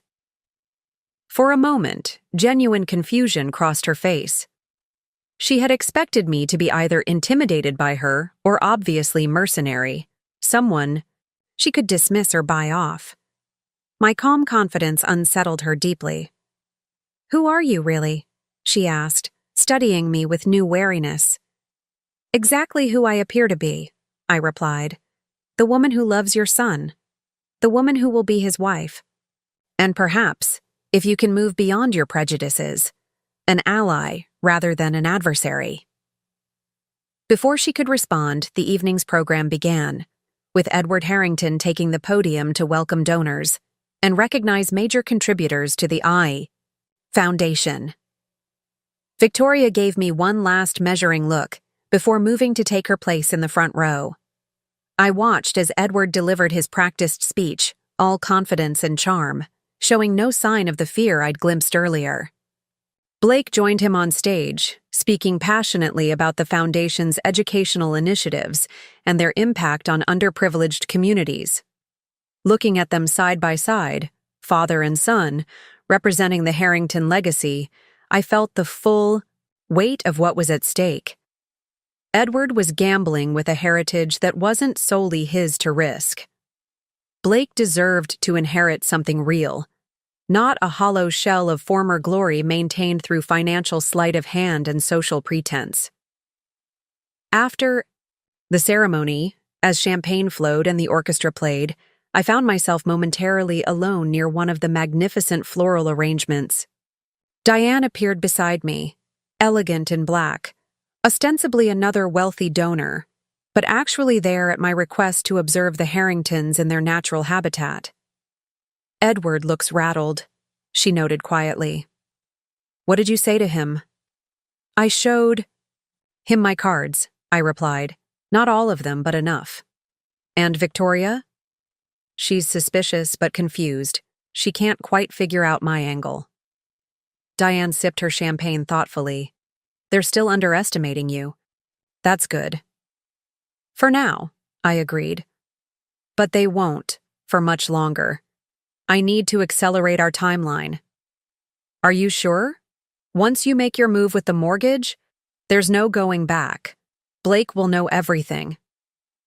I watched Blake across the room, laughing with friends, completely unaware of the financial precipice his family was balanced on, or of my power to push them over the edge. The thought sent a chill through me despite the warmth of the crowded room. Not yet, I decided. I need to speak with Blake first, prepare him somehow. Without revealing what you know? Diane looked skeptical. Without revealing everything, I clarified. But he deserves some warning before his world turns upside down. As the evening wound down, Blake found me again, his face flushed with champagne and success. "The gala exceeded our fundraising goal," he said happily. "Best year ever." I smiled, genuinely pleased for him. "That's wonderful. Your passion for the foundation's work really comes through when you speak." "It's the one part of the family business I'm genuinely proud of," he admitted. "Making a difference beyond just generating wealth for people who already have plenty." Looking at him, his earnest enthusiasm, his genuine desire to create positive change, I felt a renewed sense of purpose. The Harrington legacy deserved, better than Edward's reckless gambles and Victoria's rigid snobbery, it deserved Blake's vision, his compassion, his integrity. That night, as we drove away from the museum, Blake asked unexpectedly, "Was it terrible, being under Mother's microscope all evening?" I thought carefully before answering. "It's not about me, Blake. It's about her fear of losing control, of you, of the family narrative, of the world she's carefully constructed." He glanced at me, surprised by my insight. "That's remarkably perceptive." "Your mother isn't as complicated as she thinks she is," I said softly. "She's protecting what she values in the only way she knows how. By being absolutely terrifying to anyone who threatens her vision of how things should be?" he suggested wryly. I laughed. "Something like that." After a moment, I added more seriously, "Blake, if you discovered something about your family, something that contradicted the image they've always presented, how would you handle it?" He frowned slightly. "That's an oddly specific question. Did someone say something to you tonight?" "No," I assured him quickly. "I'm just thinking about how families maintain their narratives across generations. How much is real and how much is carefully constructed fiction?" He was quiet for a long moment, considering. "I've always suspected there are family secrets I don't know," he said finally. "Things Dad keeps compartmentalized. But I believe in the core of what we stand for, using privilege to create opportunity, measuring success by impact rather than just profit." "And if you learned that core was compromised?" I pressed gently. Blake's hands tightened slightly on the steering wheel. "Then I'd have to redefine it. Build something better on the ruins." He gave me a quizzical look. "Why all these theoretical questions?" I leaned over and kissed his cheek. "Just trying to understand the family I'm marrying into. Legacy is complicated. Not as complicated as surviving dinner with Victoria. Harrington," he joked, clearly wanting to lighten the mood. "Which you did spectacularly, by the way. I saw you talking with Senator Williams. He's not easily impressed." I let him change the subject, but my mind was racing with plans and contingencies. The evening had confirmed what I already suspected. Victoria and Edward would never willingly accept me as Blake's equal partner. Their vision of the Harrington legacy had no room for someone like me, except as a temporary aberration to be managed and eventually eliminated. But I had made my first countermove, letting Edward know that I understood his financial house of cards. Victoria, too, now suspected that I was more formidable than she had initially assumed. The balance of power was shifting, subtle, but unmistakable. The next phase would require perfect timing and execution. I needed to gain control of the narrative before Edward's financial maneuvers collapsed entirely, and I needed to do it in a way that preserved Blake's faith in me and in his family's core values. I glanced at Blake's profile as he drove, his features illuminated by passing streetlights. The man I loved was about to have his world upended. I could only hope that when the dust settled, he would understand why I had kept my silence for so long, and why I was finally breaking it. 3 days after the gala, my phone rang just after midnight. Diane's name flashed on the screen, and immediately I knew something significant had happened. She never called this late unless it was urgent. "You need to see this," she said without preamble. "Edward Harrington is making a move, a big one." I sat up in bed, instantly alert. "What?" "Kind of move. He's trying to refinance the estate through Meridian Capital Group. If it goes through, it would effectively transfer your controlling interest to them." My pulse quickened. "Can he do that? The terms of our holding company agreement?" "He can't, legally," Diane interrupted. "But he doesn't know he's dealing with you. He thinks he's negotiating with Ashcroft International Holdings." Ashcroft International was the shell company I'd established to purchase the Harrington mortgage. Edward had no idea that the faceless foreign investment group he was trying to outmaneuver was actually the woman engaged to his son. "How did you find out?" I asked, already reaching for my laptop. "Remember Carter Phillips from law school? He's working at Meridian now. He recognized the Harrington estate listing and called me, thinking I might want to know given your special interest in the family." I logged into my secure server, reviewing the latest updates on my holdings. "What's Edward offering them?" "A higher interest rate and accelerated payment schedule in exchange for a complete restructuring. But here's the interesting part. He's not using Harrington Financial for the deal. He's created a separate entity called Eastbrook Partners." "He's hiding it from the board," I murmured, thinking quickly. "Probably from Victoria and Blake, too." "Exactly. He's getting desperate, Eliza. This kind of move, it's high risk, even for him." I considered the implications. Edward was attempting to regain control of the estate mortgage without anyone in his family knowing how precarious their situation had become. If he succeeded, he'd eliminate the leverage I currently held without ever revealing his financial missteps. "We need to block this," I decided, immediately. "I've already drafted a refusal letter from Ashcroft, but Eliza—" Diane hesitated. "This means we're moving up our timeline. Once Edward receives this rejection, he'll know something isn't right.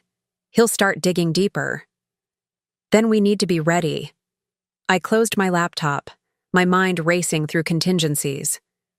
"Set up a meeting with the bank officers for tomorrow, and contact Senator Williams' office. I want to discuss potential regulatory implications of Harrington Financial's recent activities." After ending the call with Diane, I lay awake for hours, planning my next moves.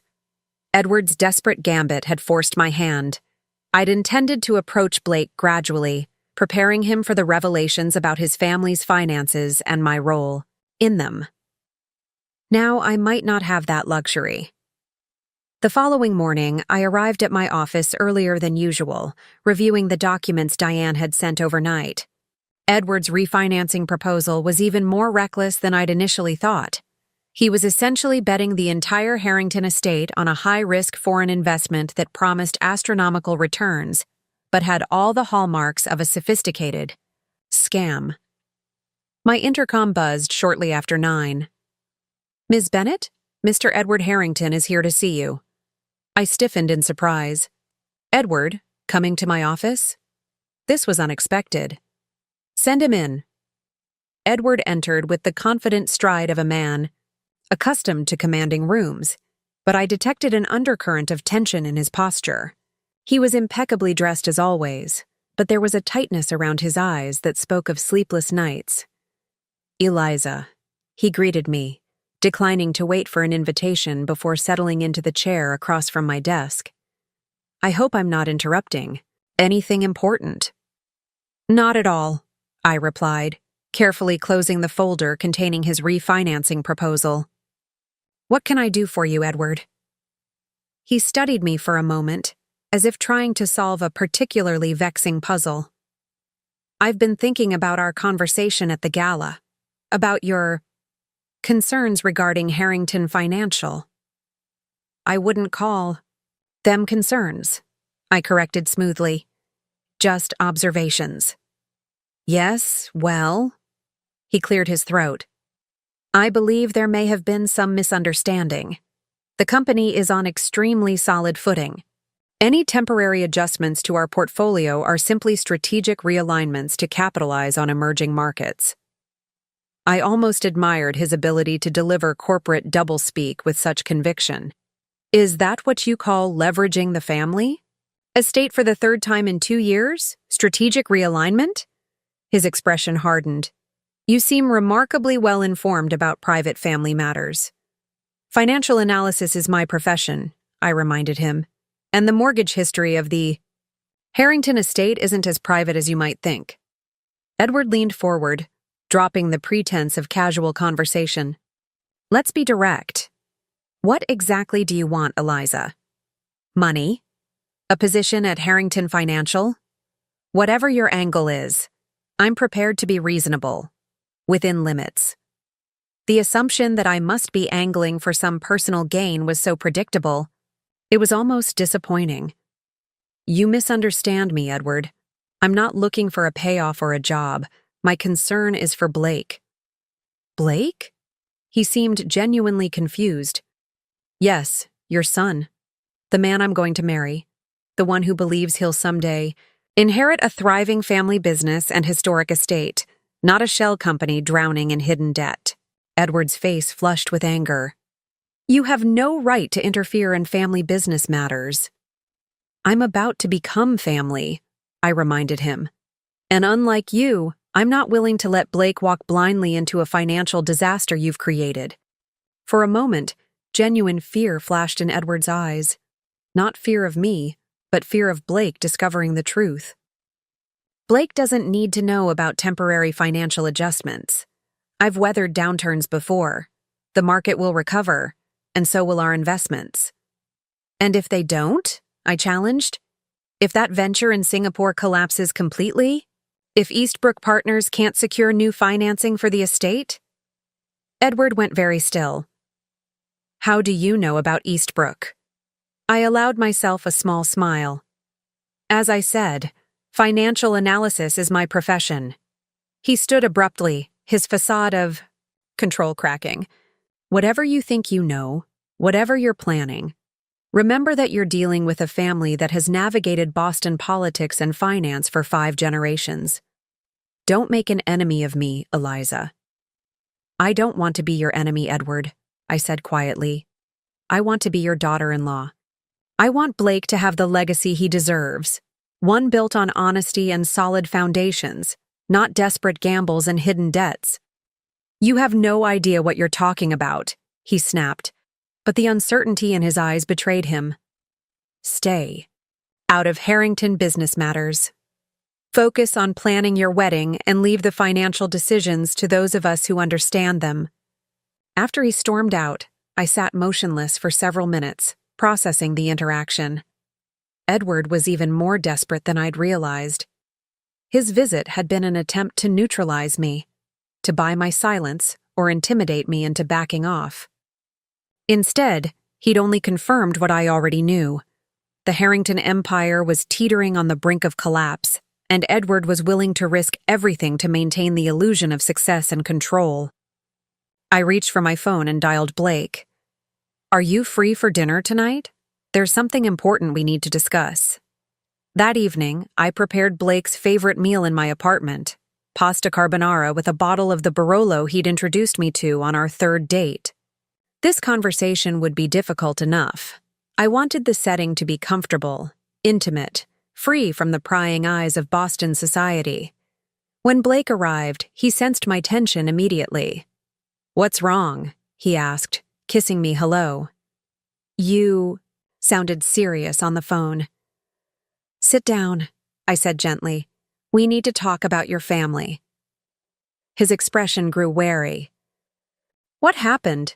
Did my mother say something to you after the gala? No, it's not about Victoria. It's about Harrington Financial, about your father's management of the company. Blake sighed, running a hand through his hair. I know he's been resistant to my suggestions for modernizing our approach. It's more serious than that, I interrupted. Blake, the company is in trouble. Significant trouble. He stared at me, confusion and disbelief warring in his expression. That's not possible. We just had our most profitable quarter in 3 years. Dad showed me the reports himself. Those Reports were carefully edited, I said gently. The real numbers tell a different story. And how exactly would you know the real numbers? A hint of defensiveness crept into his voice. This was the moment of partial truth, not the full revelation of my ownership of their mortgage, but enough to start preparing him for what was coming. I've been tracking unusual patterns in Harrington Financial's public filings for some time, I explained. Initially as part of my regular market analysis work, but when we became serious, I started paying closer attention. You've been investigating my family's company? Blake stood, pacing to the window and back. Why wouldn't you just ask me if you had concerns? Would you have known the answers? I challenged gently.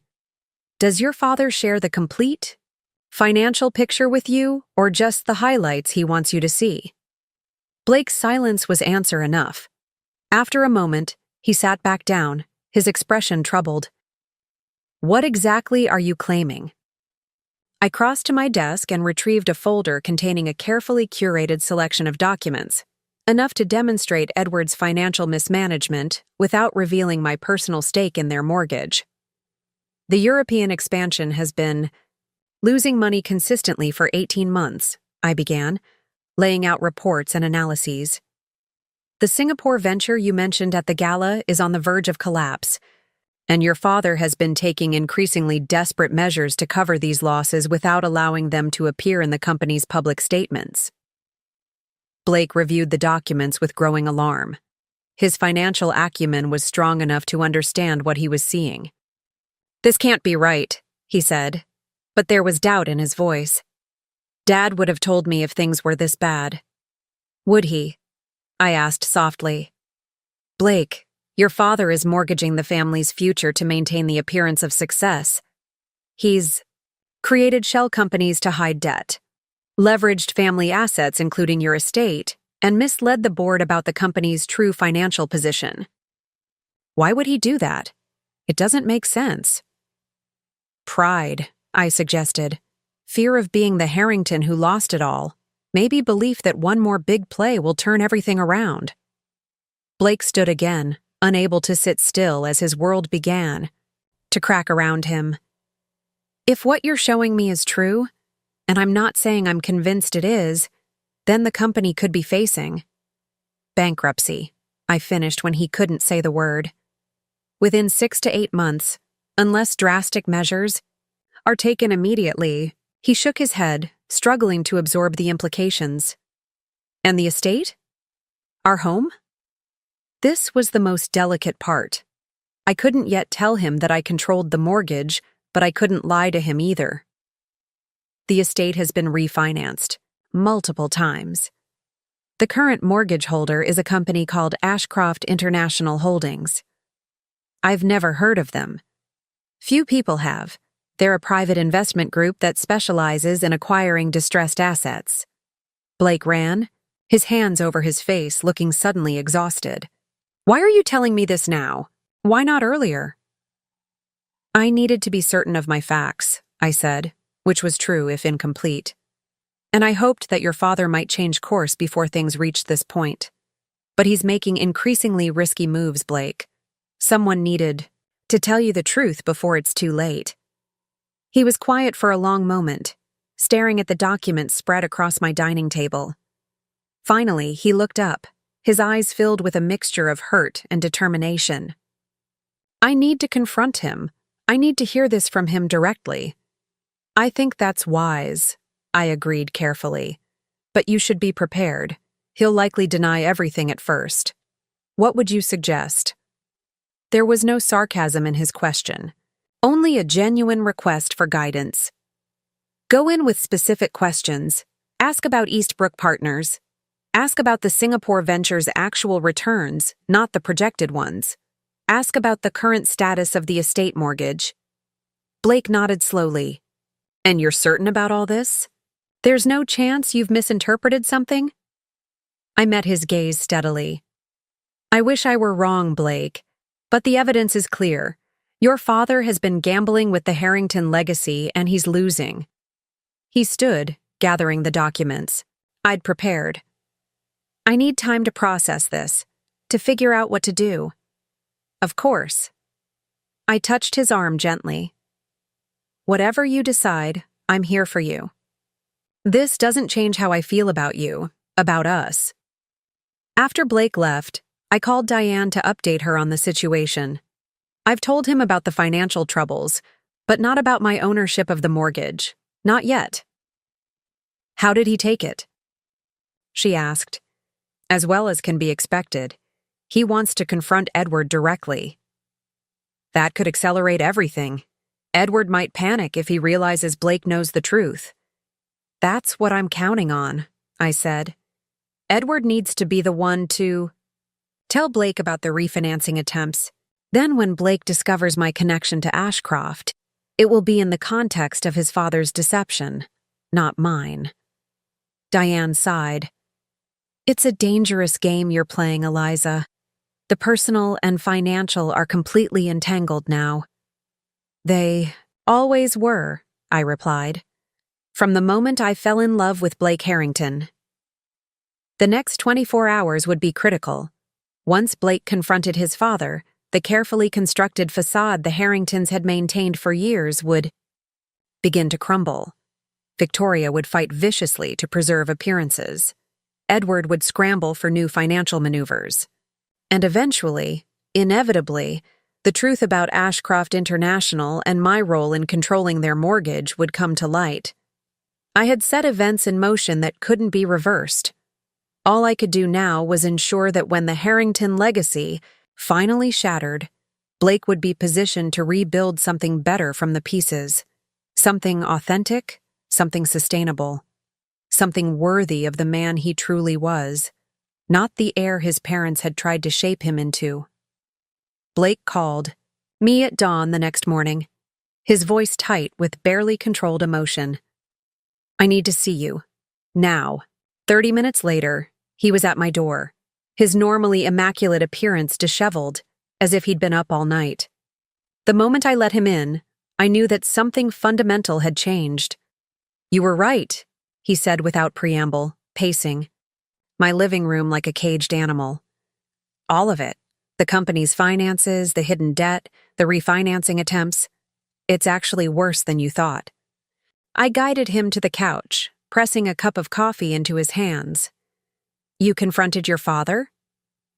I went to the house last night after leaving here. He was in his study, working late, which should have been my first clue that something was wrong. Dad never works late unless there's a crisis. Blake took a shaky sip of coffee. I asked him about Eastbrook Partners. He tried to dismiss it, said it was just a small side investment, but I kept pushing, using the specific questions you suggested. And he finally admitted the truth? Blake's laugh was hollow. Not willingly, but I wouldn't let it go. Finally, he exploded, told me I couldn't possibly understand the complexities of maintaining a family legacy in today's financial environment, that sometimes rules had to be bent, appearances maintained at all costs. I sat beside him, close enough to offer support but giving him space to process. How bad is it? The company's basically insolvent. Dad's been shifting assets, creating dummy corporations, using one loan to pay off another. It's all smoke and mirrors. Blake ran a hand through his already disheveled hair. And the estate? God, Eliza, he's mortgaged it to the hilt. If this Ashcroft company called in the loan, we'd lose everything. I felt a twist of guilt at the mention of Ashcroft, but pushed it aside. Was your mother there during this conversation? She came in halfway through. I've never seen her like that. Not angry, but scared. Blake's voice softened slightly. It turns out she didn't know the full extent of it either. Dad's been keeping her in the dark, too, letting her believe everything was fine, that maintaining appearances was just about upholding traditions, not covering financial disaster. How did she react? She went completely silent at first. Then she started asking questions, specific, detailed questions about assets and liabilities. It was like watching someone I'd never met before. Beneath all that social director perfection, Mother apparently has a surprisingly sharp financial mind. This revelation about Victoria surprised me. I'd underestimated her, assuming she was merely the family's social gatekeeper, not a potential strategic thinker in her own right. "What happens now?" I asked carefully. Blake set down his coffee cup and turned to face me directly. "That's why I'm here. After the initial shock, after Mom started making phone calls to her family's lawyers, Dad got desperate. He started talking about this Ashcroft company, about how if he could just negotiate with them directly, he might salvage something." My pulse quickened. "And?"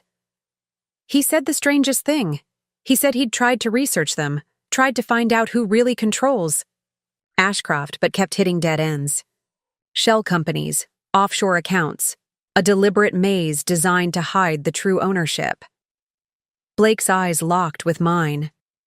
That's when he mentioned that the timing of Ashcroft's acquisition of our mortgage coincided with certain other events. I held my breath, knowing what was coming. Specifically, he mentioned that Ashcroft purchased the mortgage approximately 6 months before you and I met. Blake's voice had gone very quiet. "An interesting coincidence," he called it. I didn't speak, watching the play of emotions across Blake's face. Then he asked me what I knew about your family's finances, about where exactly your father went after his firm collapsed. Blake leaned forward slightly. "So, I'm asking you, Eliza, is there a connection I should know about?" The moment of truth had arrived sooner than I'd planned, forced by Edward's desperate attempt to shift blame. I could deny it, concoct a story Blake might even believe temporarily. But the truth would emerge eventually, and any lie now would only deepen the betrayal he would ultimately feel. "Yes," I said simply. "There's a connection." Blake went very still. "You're going to have to be more specific than that." I took a deep breath. Ashcroft International Holdings is a company I control through a series of carefully structured ownership agreements. I am, effectively, the mortgage holder on the Harrington estate. The shock on his face was profound. For several seconds, Blake simply stared at me, as if trying to make sense of my words. "That's not possible," he finally said. "You couldn't afford your position at Blackwell." "My public job at Blackwell is only one facet of my financial activities," I explained. "I've built a separate investment portfolio over the years, operating under different business entities. Most of my wealth is deliberately inconspicuous." "And you deliberately acquired my family's mortgage?" Disbelief was giving way to anger. "When? Why?" "The acquisition happened 6 months before we met," I confirmed, "and it was purely a business decision at the time. The mortgage had been bundled with several other high-value properties and was being mismanaged by its previous holder. I saw an opportunity for a solid investment." "And then you just happened to meet me? To fall in love with me?" Suspicion darkened his features. "Was any of it real, Eliza?" The accusation stung, but I'd anticipated it. "All of it was real, Blake. Meeting you was coincidence. I had no idea when I acquired that mortgage that I would ever meet you, let alone fall in love with you. By the time I realized whose estate I controlled, we were already deeply involved." "And you didn't think this was something you should mention?" His voice rose. "My God, Eliza, you've known all along that my family's home was leveraged to a company you control. You've watched my father scramble to maintain appearances, watched my mother treat you like an outsider, all while holding the power to make them homeless with one signature." "I was trying to find the right moment to tell you," I said, keeping my voice calm despite the storm of emotion between us. "To explain the full situation without looking like you deliberately targeted my family? Without seeming like this whole relationship was some elaborate revenge scheme?" Blake stood abruptly, pacing again. "Do you have any idea how this looks?"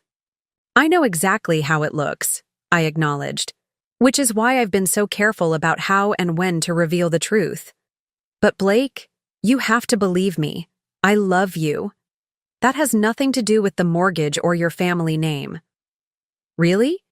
Because from where I'm standing, it looks like you've been playing a long game, getting close to me, gathering information about my family's finances, positioning yourself to, what? Take over? Force my parents into submission? If that had been my goal, I could have foreclosed months ago, I pointed out. I've maintained the current terms of the mortgage without change, despite your father's late payments. I've protected your family's interests more than Edward has. This gave him pause. The late payments? You knew about those? Of course you did, he answered himself. You've known everything all along. Not everything, I said quietly. I didn't know how deeply Edward had leveraged the company until recently. I didn't know about the shell corporations or the Singapore Ventures collapse. Those were discoveries I made while trying to understand the full picture before telling you the truth. Blake sank back onto the couch, emotional exhaustion evident in every line of his body. So what happens now? You foreclose? Take the estate? Complete your conquest of the mighty Harringtons? That was never my intention, I said firmly. Blake, I want to help save your family legacy, not destroy it. He looked at me skeptically. By holding our mortgage hostage? By offering a way out. A restructuring that would allow your family to maintain ownership of the estate while implementing proper financial controls on the company. I leaned forward, willing him to understand. Blake, your father's reckless financial decisions are what put your family at risk. I acquired that mortgage before I ever met you. But now that I have, I can use that position to help, not harm. And I'm supposed to just trust you? After learning you've been hiding something this significant from me for our entire relationship? His words cut deep, but they weren't unfair. I don't expect immediate trust, I acknowledged. But I'm asking you to consider my actions, not just this revelation. I could have used this leverage against your family at any point. Instead, I've protected your interests, even while your mother was trying to drive me away and your father was attempting to outmaneuver me financially. Blake was quiet for a long moment, processing. Does anyone else know about this? About your connection to Ashcroft? Just my attorney, Diane. And now your father suspects, though he doesn't have proof. And my mother. I don't believe so, unless Edward has told her since your conversation last night. Blake stood, moving to the window to stare out at the Boston skyline brightening with the morning sun. I need time to think, Eliza. It's too much to process all at once. I understand, I said softly. Take whatever time you need. He turned back to face me, his expression complex. Hurt, confusion, but also a stubborn determination I recognized and loved. I'm not saying I'm walking away, but I need to be sure of what I'm walking toward. After Blake left, I sank onto the couch, emotionally drained. The confrontation had gone neither as badly as I'd feared, nor as well as I'd hoped. Blake hadn't immediately ended our engagement, but the trust between us had been severely damaged. Whether it could be repaired remained to be seen. My phone rang. Diane. Edward Harrington just called a board meeting for tomorrow morning, she reported. Emergency session, full attendance required. He's making some kind of announcement. He's going to try to get ahead of this, I realized. Frame the narrative before the full extent of the financial problems becomes public. Or he's preparing to step down, Diane suggested. Cut his losses, preserve what reputation he can. Either way, we need to be prepared. I straightened, mind already shifting from personal turmoil to strategic planning. Have our legal team ready. If Edward tries to mobilize the board against Ashcroft, we'll need to respond quickly. And Blake? Diane asked gently. How did he take the news? About as well as could be expected, I said, unable to keep the sadness from my voice. He needs time. Time may be in short supply, Diane warned. once this starts becoming public, events will move quickly. She was right. The carefully constructed chess game I'd been playing was about to accelerate into a full-blown crisis. Edward was cornered but still dangerous. Victoria, with her newly revealed financial acumen, would be mobilizing whatever resources the Harrington name could still command. And Blake was caught in the middle, trying to reconcile his love for me with what he now saw as a profound betrayal of trust. I needed to act decisively, but with care. The next moves would determine not just the fate of the Harrington estate and company, but the future of my relationship with Blake. As if on cue, my phone chimed with a text message from an unexpected source. Victoria Harrington. We need to talk. Alone. Boston Harbor Hotel, 2 p.m. I stared at the message, surprised not by the demand for a meeting, but by Victoria's directness. No social niceties, no veiled threats wrapped in polite language. Just a straightforward request, or command, to meet. I texted back a simple confirmation, then called Diane again. Victoria wants to meet. Today. It's a trap, Diane said immediately. Edward sent her to feel you out, see what leverage they might have. Perhaps, I agreed. Or maybe Victoria has her own agenda now that she knows the full extent of Edward's deception. Be careful, Diane warned. The Harringtons are most dangerous when they're desperate. As I prepared for the meeting with Victoria, I considered my options carefully. The full truth was now in play. Blake knew about my connection to the faux mortgage, and Edward suspected it. Only Victoria remained potentially in the dark about the specific details, though she clearly knew enough to request this meeting. I could continue the confrontational approach, using my leverage to dictate terms, or I could offer an olive branch. A partnership of sorts that would allow the Harringtons to save face while implementing the financial reforms necessary to salvage what remained of their legacy. Everything depended on what Victoria wanted from this meeting. Was she coming as an enemy, determined to protect her family from the outsider who had infiltrated their ranks? Or as a pragmatist, recognizing that I might represent the best chance to preserve what mattered most to her? Either way, I would need to be ready for whatever came next. The game had changed. The pieces were in motion, and the final outcome remained impossible to predict. The Boston Harbor Hotel exuded old-world luxury, the kind of place where deals that shaped the city had been made for generations. I arrived 15 minutes early, choosing a corner table in the lounge with a view of both the entrance and the harbor beyond. Strategic positioning had become second nature. Victoria arrived precisely at 2, not a minute earlier or later. She wore a tailored navy suit that conveyed authority without flashiness, her only jewelry a simple strand of pearls and her wedding ring. Gone was the society hostess with her practiced smiles and subtle barbs. This was a woman on a mission.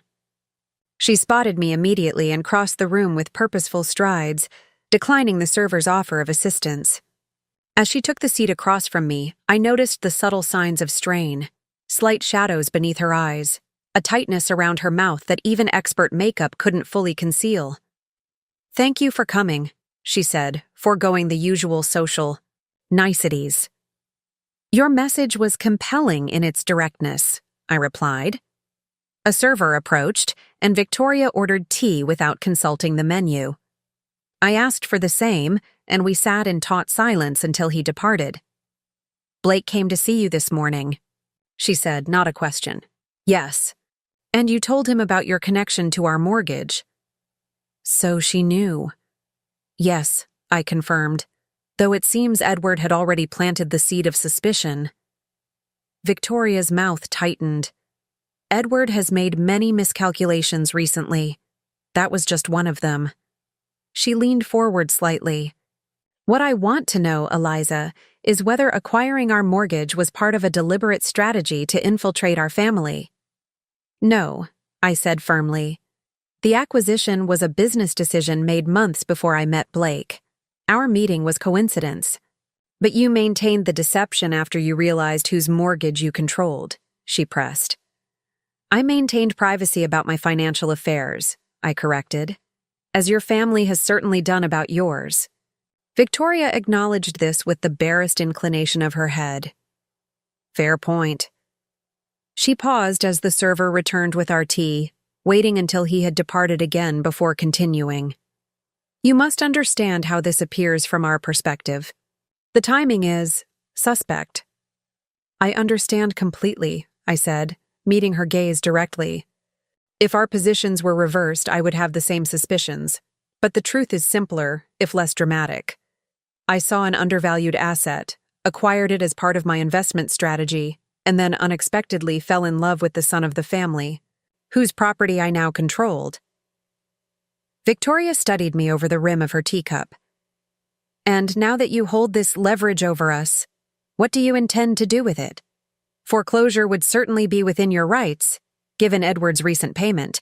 History. Foreclosure has never been my goal, I replied. Despite what you might think of me, I love Blake.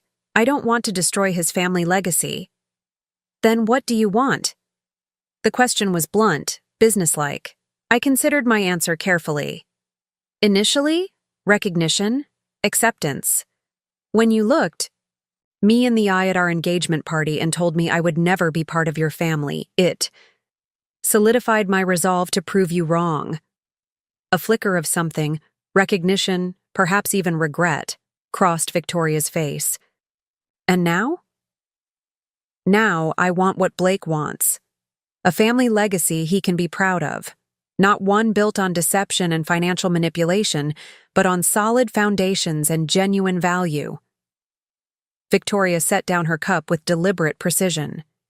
You think I don't want that for my son?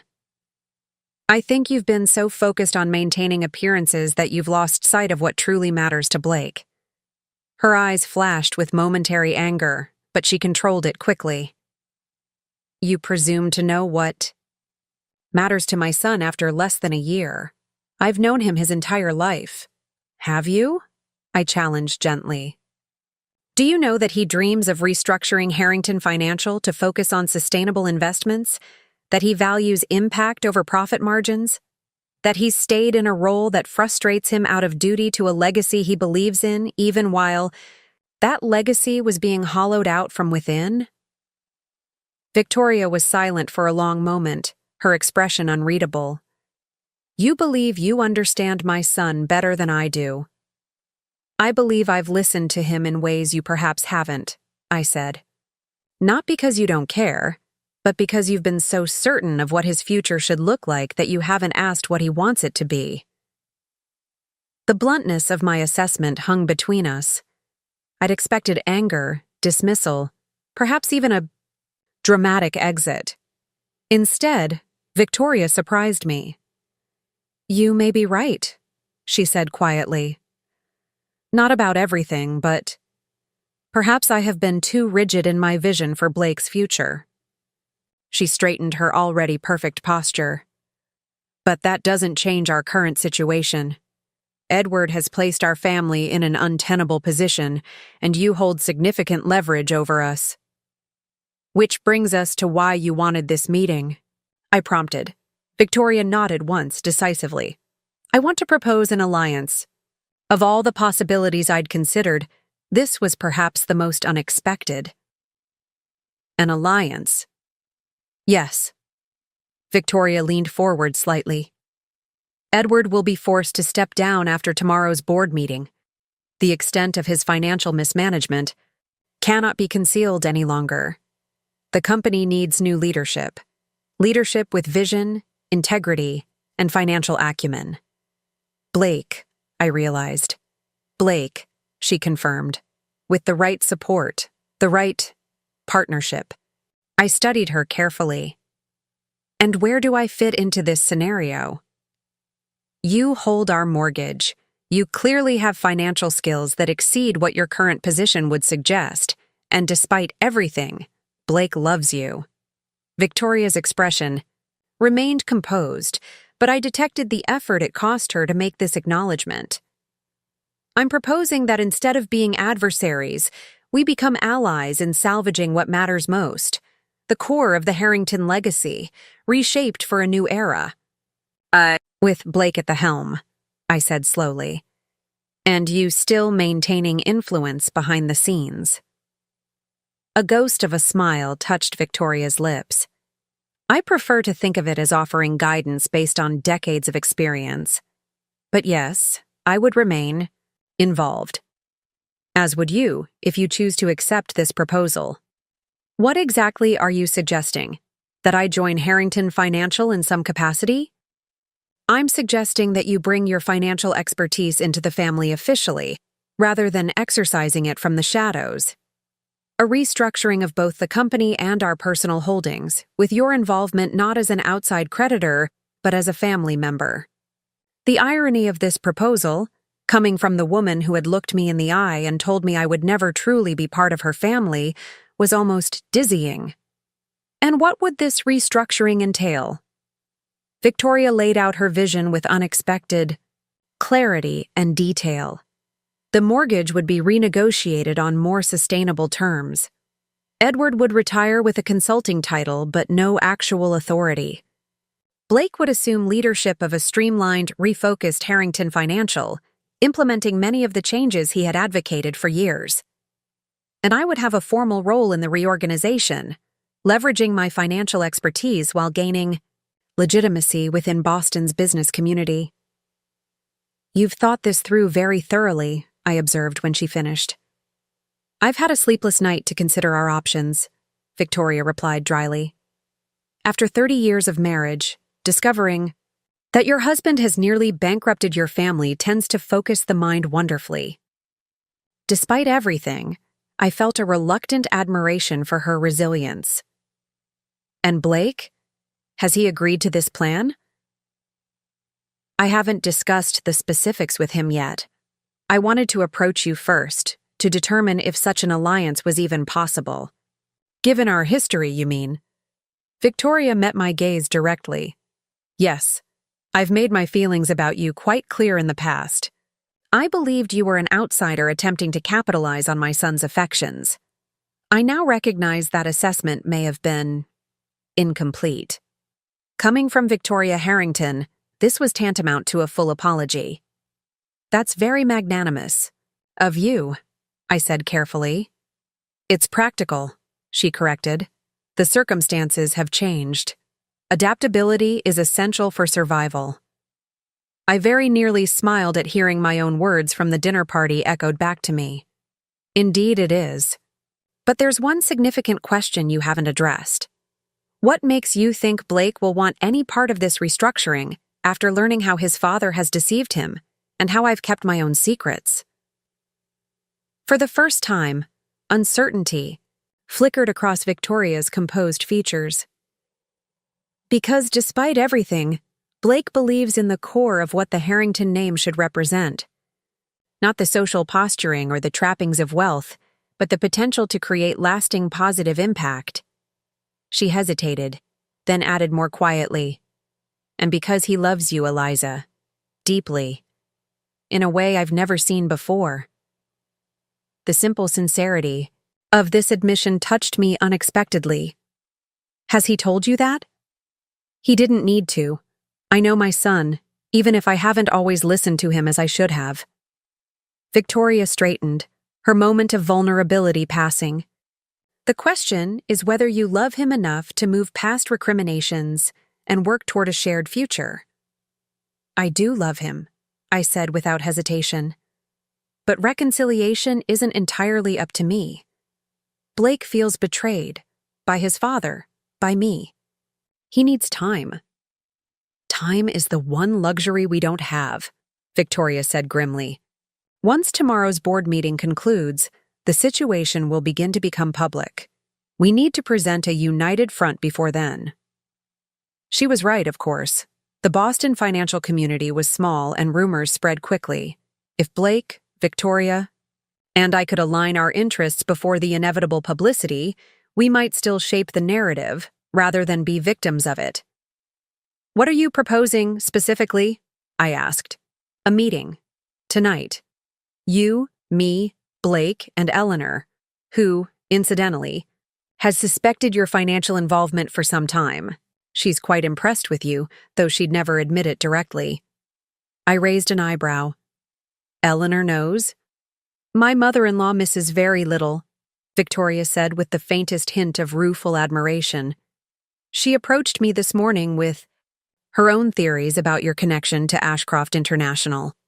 She's been quietly monitoring Edward's financial maneuvers for years, it seems. This explained Eleanor's cryptic comments during our tea at the Athenaeum. The family matriarch had been several steps ahead of all of us. And Edward? I asked. Will he be part of this meeting? Victoria's expression hardened. No. Edward's role in the family's future will be determined after we've established our path forward. His deception has changed certain fundamental dynamics. The careful phrasing suggested deeper marital issues than Victoria was willing to articulate. For the first time, I glimpsed the personal pain beneath her poised exterior, the betrayal of trust that extended far beyond financial matters. I'll attend the meeting, I decided, but I can't speak for Blake. He needs to make his own choices without pressure from either of us. Agreed. Victoria gathered her purse, preparing to leave. 7 o'clock at Eleanor's townhouse in Beacon Hill. The address will be messaged to you. She stood, then paused, looking down at me with an unreadable expression. You're not what I expected, Eliza Bennett. Neither are you, Victoria, I replied honestly. After she departed, I remained at the table, processing the unexpected turn of events. Victoria Harrington, who had once looked at me with undisguised disdain, was now proposing a partnership. The woman who had declared I would never be part of her family was essentially offering me a seat at the table, not as Blake's accessory, but as a strategic asset in my own right. The irony wasn't lost on me. I had acquired the Harrington mortgage as a business decision, then maintained control of it partly out of pride after Victoria's dismissal of me. Now that same mortgage had become the foundation for a potential alliance I could never have anticipated. My phone buzzed with a text from Blake. We need to talk before whatever meeting my mother is arranging. I responded immediately. Your place in an hour? His reply was swift. See you then. As I left the hotel, I found myself thinking about the twisting path that had led to this moment. What had begun as a simple investment opportunity had evolved into something far more complex, a test of love, truth, and the possibility of redemption for a family legacy teetering on the brink of collapse. The next few hours would determine whether the Harrington name would crumble under the weight of past deceptions or be transformed into something new, something that honored tradition while embracing change. And they would determine whether Blake and I could build a future together on foundations of honesty rather than secrets. For the first time since this journey began, I felt genuine uncertainty about the outcome, but also, surprisingly, hope. Blake's downtown loft reflected his personality in ways his carefully neutral office at Harrington Financial never could. Floor-to-ceiling windows overlooked the harbor, while the open interior blended modern design with carefully chosen vintage pieces. It was a space that honored tradition without being constrained by it, much like the man himself. He opened the door before I could knock, his expression guarded but not hostile. Come in, he said, stepping aside. I've been trying to wrap my head around everything. The living area was strewn with financial documents. Some I recognized from our conversation the previous evening, others clearly retrieved from his father's files. Blake had been doing his homework. Have you spoken with your mother? I asked, taking the seat he indicated.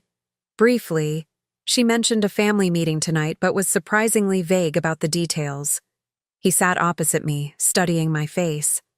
I'm guessing your conversation with her was more illuminating. She proposed an unexpected alliance, I confirmed. A restructuring of both the company and the family dynamics, with you taking leadership of Harrington Financial. Blake nodded slowly. That tracks with what she hinted at. What she didn't explain was your role in this new arrangement. She suggested I bring my financial expertise into the family officially, rather than exercising it from the shadows. I paused, watching him carefully. It was quite a reversal from her previous position on my suitability as a Harrington. "Mother is nothing if not pragmatic," Blake said with a hint of dry humor. "When the circumstances change, so do her strategies." He leaned forward, elbows on knees. "But I'm less interested in her plans than in understanding where we stand, Eliza. You and me." This was the conversation that mattered most, beyond mortgages and family legacies and financial restructuring. "I love you," I said simply. "That hasn't changed, but I understand that my actions, keeping the mortgage ownership secret, have damaged your trust in me." "It's not just the secret itself," Blake said after a moment. "It's what it represents. You watched my family struggle, watched my father make increasingly desperate moves, all while holding the power to force a resolution. You let me remain blind to both the problems and your connection to them." "I was trying to protect you," I began. But he shook his head. "That's what my father said too when I confronted him. That he was protecting me from worries I couldn't change." Blake's voice tightened with frustration. "I'm not a child who needs sheltering, Eliza. I needed the truth, from both of you." His words struck home. In trying to manage the situation perfectly, to reveal everything in the ideal sequence, I had made the same mistake Edward had, underestimating Blake's ability to handle difficult realities. "You're right," I acknowledged. "I should have told you sooner. Not about your father's mismanagement. That wasn't my secret to tell, but about my connection to the mortgage. I was afraid of how you would perceive it, afraid it would overshadow what we've built together." "And now?" he asked. "Now I want complete honesty between us, whatever the consequences. No more strategic withholding, no more carefully managed revelations." I met his gaze directly. "I want a partnership built on trust, not calculation." Blake was quiet for a long moment, processing. "When did you realize you loved me, truly loved me, beyond any strategic advantage it might represent?" The question caught me off guard with its directness, but I answered without hesitation. "The night you took me sailing, remember? It was sunset on the harbor, and you were telling me about rebuilding the old sailboat with your grandfather. You weren't Blake Harrington, heir to a financial empire. You were just a man sharing something that mattered deeply to you." A soft smile touched his lips at the memory. "You asked more questions about restoring that boat than anyone ever had." "Because I could see how it lit you up from within," I said. "That was when I knew I was falling in love with you. Not your name. Not your position, just you." "And the mortgage," he pressed. "When did you realize whose property you controlled?" "After our third date," I admitted. "I had my team run standard background checks, a habit from years of investment caution. When the connection emerged, I was stunned. I considered stepping away from our relationship then, before things became serious." "Why didn't you?" "Because it was already too late," I said simply. "I was already falling for you, and because I believed, still believe, that what we have is real, independent of any financial entanglements." Blake stood, moving to the window to look out at the harbor where we'd sailed that evening I'd just recalled. "I spent last night questioning everything, wondering if our entire relationship was some elaborate revenge plot against my family. It wasn't," I said quietly. "It never was." He turned back to face me. "I know. That's what kept me from walking away entirely. Because when I look at all the moments we've shared, all the private conversations and small intimacies, they couldn't have been calculated. Not all of them." "None of them," I corrected gently. Blake nodded slowly. "So where does that leave us? I love you, Eliza. That hasn't changed either. But we can't simply go back to how things were before." "No," I agreed. We go forward instead. With honesty, with clarity about both our personal relationship and our professional entanglements. Starting with tonight's meeting? He asked. Starting now, I countered. Your mother wants you to take control of Harrington Financial, with me in some as-yet undefined advisory role. But what do you want, Blake? Not what your family expects or what tradition dictates. What would make you genuinely fulfilled? He seemed startled by the question, as if no one had ever asked it quite so directly before. I want, he began, then paused, gathering his thoughts. I want to transform the company into something that creates genuine value, not just financial returns, but positive impact. I've been pushing that vision from the margins for years, but always compromising to accommodate my father's more traditional approach. And the family legacy? How important is that to you? The name matters less to me than what it stands for, he said thoughtfully. I don't need to preserve the Harrington legacy exactly as it's been. I want to evolve it into something worthy of continuation. This was the Blake I had fallen in love with, thoughtful, principled, willing to challenge convention. Then that's what we build toward, I said. Not Victoria's vision or Edward's, but yours. A Harrington legacy redefined for a new era. He studied me with those intelligent blue eyes. And your role in this future? As my wife? As a financial partner? Both? That depends on whether you still want me as your wife, I said, vulnerability creeping into my voice despite my best efforts. Blake crossed the room in 3 strides, taking my hands in his. I do, he said firmly. The anger, the sense of betrayal, they're real. But so is this. He pressed my palm to his heart. So is us. I just need to know that from this moment forward we're completely honest with each other. No more secrets. No matter how uncomfortable the truth might be. No more secrets, I promised. Complete transparency, personal and financial. He nodded, the tension in his shoulders easing slightly. Then we faced tonight's meeting together, as partners. Eleanor Harrington's Beacon Hill townhouse was a showcase of understated luxury. Priceless antiques alongside modern art pieces, history and innovation coexisting in perfect balance. The family matriarch greeted us in a wood-paneled study that smelled of lemon polish and old books. Finally, she said dryly as Blake and I entered together. I was beginning to think we'd need to send a search party. Victoria was already seated by the fireplace, a glass of what appeared to be scotch in hand, a departure from her usual white wine. She looked up as we entered, her gaze assessing our linked hands with calculated interest. Blake, Eliza, I'm glad you could both make it. Her tone was neutral, but the subtle emphasis on both suggested she'd had doubts about whether Blake would bring me. You've staged quite the family summit, Mother, Blake observed, leading me to a small sofa. Though I noticed Dad isn't included. Edward is preparing for tomorrow's board meeting, Victoria replied smoothly.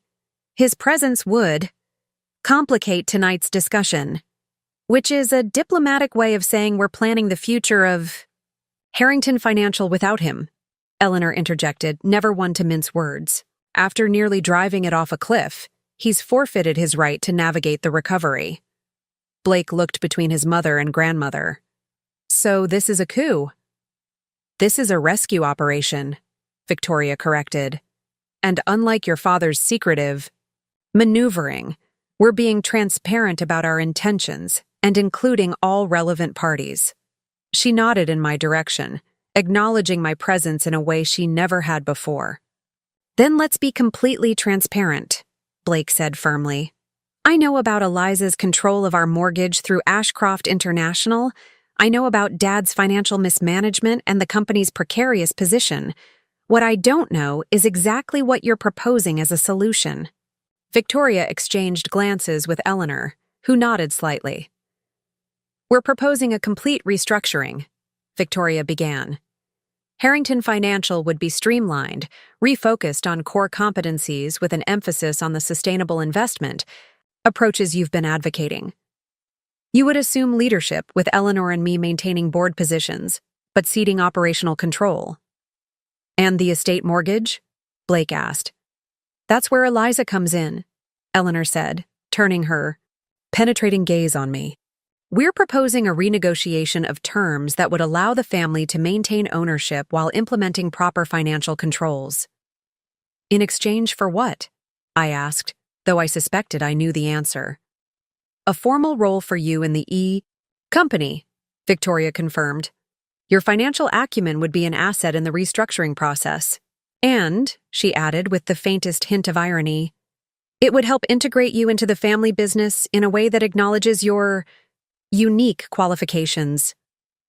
So you're offering to accept me not because I'm marrying Blake, but because I control your mortgage and have skills you need, I summarized. Eleanor laughed, a surprisingly warm sound. Direct as always. Yes, that's essentially correct, though I'd argue that the acceptance was inevitable regardless. You've proven more formidable than Victoria anticipated. Victoria shot her mother-in-law an exasperated look before turning back to me. What matters is that we find a path forward that serves everyone's interests. Blake gets the opportunity to reshape the company according to his vision. The family maintains its core assets and reputation, and you gain a legitimate role commensurate with your abilities rather than operating from the shadows. And what about Edward? Blake asked quietly. What happens to my father in this new arrangement?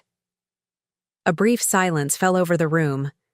It was Eleanor who finally answered. Edward will be offered a dignified exit, a consulting position with no actual authority, a seat on the charitable foundation board, and public acknowledgement of his decades of service to the company. Behind closed doors, he'll sign agreements restricting his ability to make financial decisions on behalf of either the family or the business. The clinical precision of these terms made it clear that they had been thoroughly discussed before our arrival. I glanced at Blake, wondering how he was processing this ruthless sidelining of his father. He broke your trust, I said softly, for his ears only. But he's still your father. Blake nodded almost imperceptibly before addressing the room. I'll agree to assume leadership of Harrington Financial, but on my terms. The company will be restructured around ethical investment principles, with transparency and sustainability as core values. No more hidden leverage, no more financial shell games. Victoria seemed to struggle with this for a moment before nodding her agreement. Your father won't accept those changes easily. Dad lost the right to dictate terms when he gambled with our family's future without consultation or consent, Blake said, a new firmness in his voice that I'd rarely heard before. He'll accept the dignified exit you've outlined or face the public consequences of his actions. Those are his choices. Eleanor's eyes gleamed with something like pride. And what of your fiancé's role in this new order? She asked. Blake turned to me. That's for Eliza to decide. She's earned the right to define her own position, both personally and professionally. 3 pairs of eyes turned to me expectantly. In that moment, I realized that what had begun as Victoria's attempt to exclude me from her family had transformed into something none of us could have predicted. A seat at the table, offered not grudgingly but out of genuine recognition of what I could contribute. I'll renegotiate the mortgage terms through Ashcroft International, I said, making my decision. The estate will remain in Harrington hands, with a sustainable payment structure. As for my professional role, I'll serve as a financial advisor during the transition, but I won't take a permanent position at Harrington Financial. This last part clearly surprised them all, Blake included. You're declining a formal role? Victoria asked. I believe in Blake's vision for the company, I explained. But I have my own career, my own financial interests. A marriage succeeds when both partners maintain their independence while supporting each other's goals. I turned to Blake. I'll help you rebuild Harrington Financial, but not as an employee, as your partner. A slow smile spread across his face as he understood what I was offering. Support without submission, partnership without absorption. Into the Harrington machine. I wouldn't have it any other way, he said. The details took hours to hash out. Financial arrangements, legal considerations, the careful choreography of tomorrow's board meeting, and the public narrative that would follow. Through it all, I watched a new dynamic form within the Harrington family. Blake asserting his vision with confidence, Victoria adapting with surprising flexibility, Eleanor offering wisdom without attempting to control the outcome. It was nearly midnight when we finally concluded, the broad strokes of a new beginning taking shape from the ashes of Edward's financial misadventures. As Blake and I prepared to leave, Victoria approached me while he was engaged in a final conversation with Eleanor. "You're not what I expected when Blake first brought you home," she said quietly. "I know," I replied. "I'm better." To my surprise, a genuine smile touched Victoria's lips. "Yes," she admitted, "you are." 6 months later, Blake and I stood together on the terrace of the Harrington estate, watching guests arrive for our wedding. The September evening was perfect, crisp air, leaves just beginning to turn, the grounds immaculate under a canopy of market lights. Harrington Financial was thriving under Blake's leadership, its new focus on sustainable investments attracting clients who valued purpose alongside profit. Edward had accepted his diminished role with resignation, if not grace, his public image carefully maintained even as his private authority was systematically dismantled, and Victoria had surprised everyone by embracing her new position as strategic advisor rather than family autocrat, her shrewd business sense finally finding appropriate expression. "Having second thoughts?" Blake asked, noticing my contemplative mood. "Not one," I assured him, leaning into his embrace. "Just appreciating the journey that brought us here. From you'll never be part of this family to mother-in-law in 6 months, he mused. You have to admit it's not the conventional path to matrimony. I laughed, remembering Victoria's cutting words at our engagement party, now rendered ironic by the current reality. Nothing about us has ever been conventional. And that, Blake said, pressing a kiss to my temple, is precisely why we work. As we turned to join our guests, I caught sight of Victoria directing the final touches for the ceremony. She glanced up, meeting my gaze across the lawn, and inclined her head in the smallest acknowledgement. I smiled in return, savoring the quiet victory. Victoria had declared I would never be part of her family, not knowing that I already controlled the mortgage to their sprawling family estate. Now, ironically, I was joining the family officially, but on my own terms, respected not for conforming to Harrington traditions, but for having the strength to challenge them. In the end, it wasn't my financial leverage that had transformed my relationship with the Harringtons. It was the revelation that legacies survive not through rigid adherence to the past, but through thoughtful evolution toward the future. And that was a lesson worth the struggle it had taken to learn, for all of us. Up next, you've got 2 more standout stories right on your screen. If this one hit the mark, you won't want to pass these up. Just click and check them out. And don't forget to subscribe and turn on the notification bell so you don't miss any upload from us.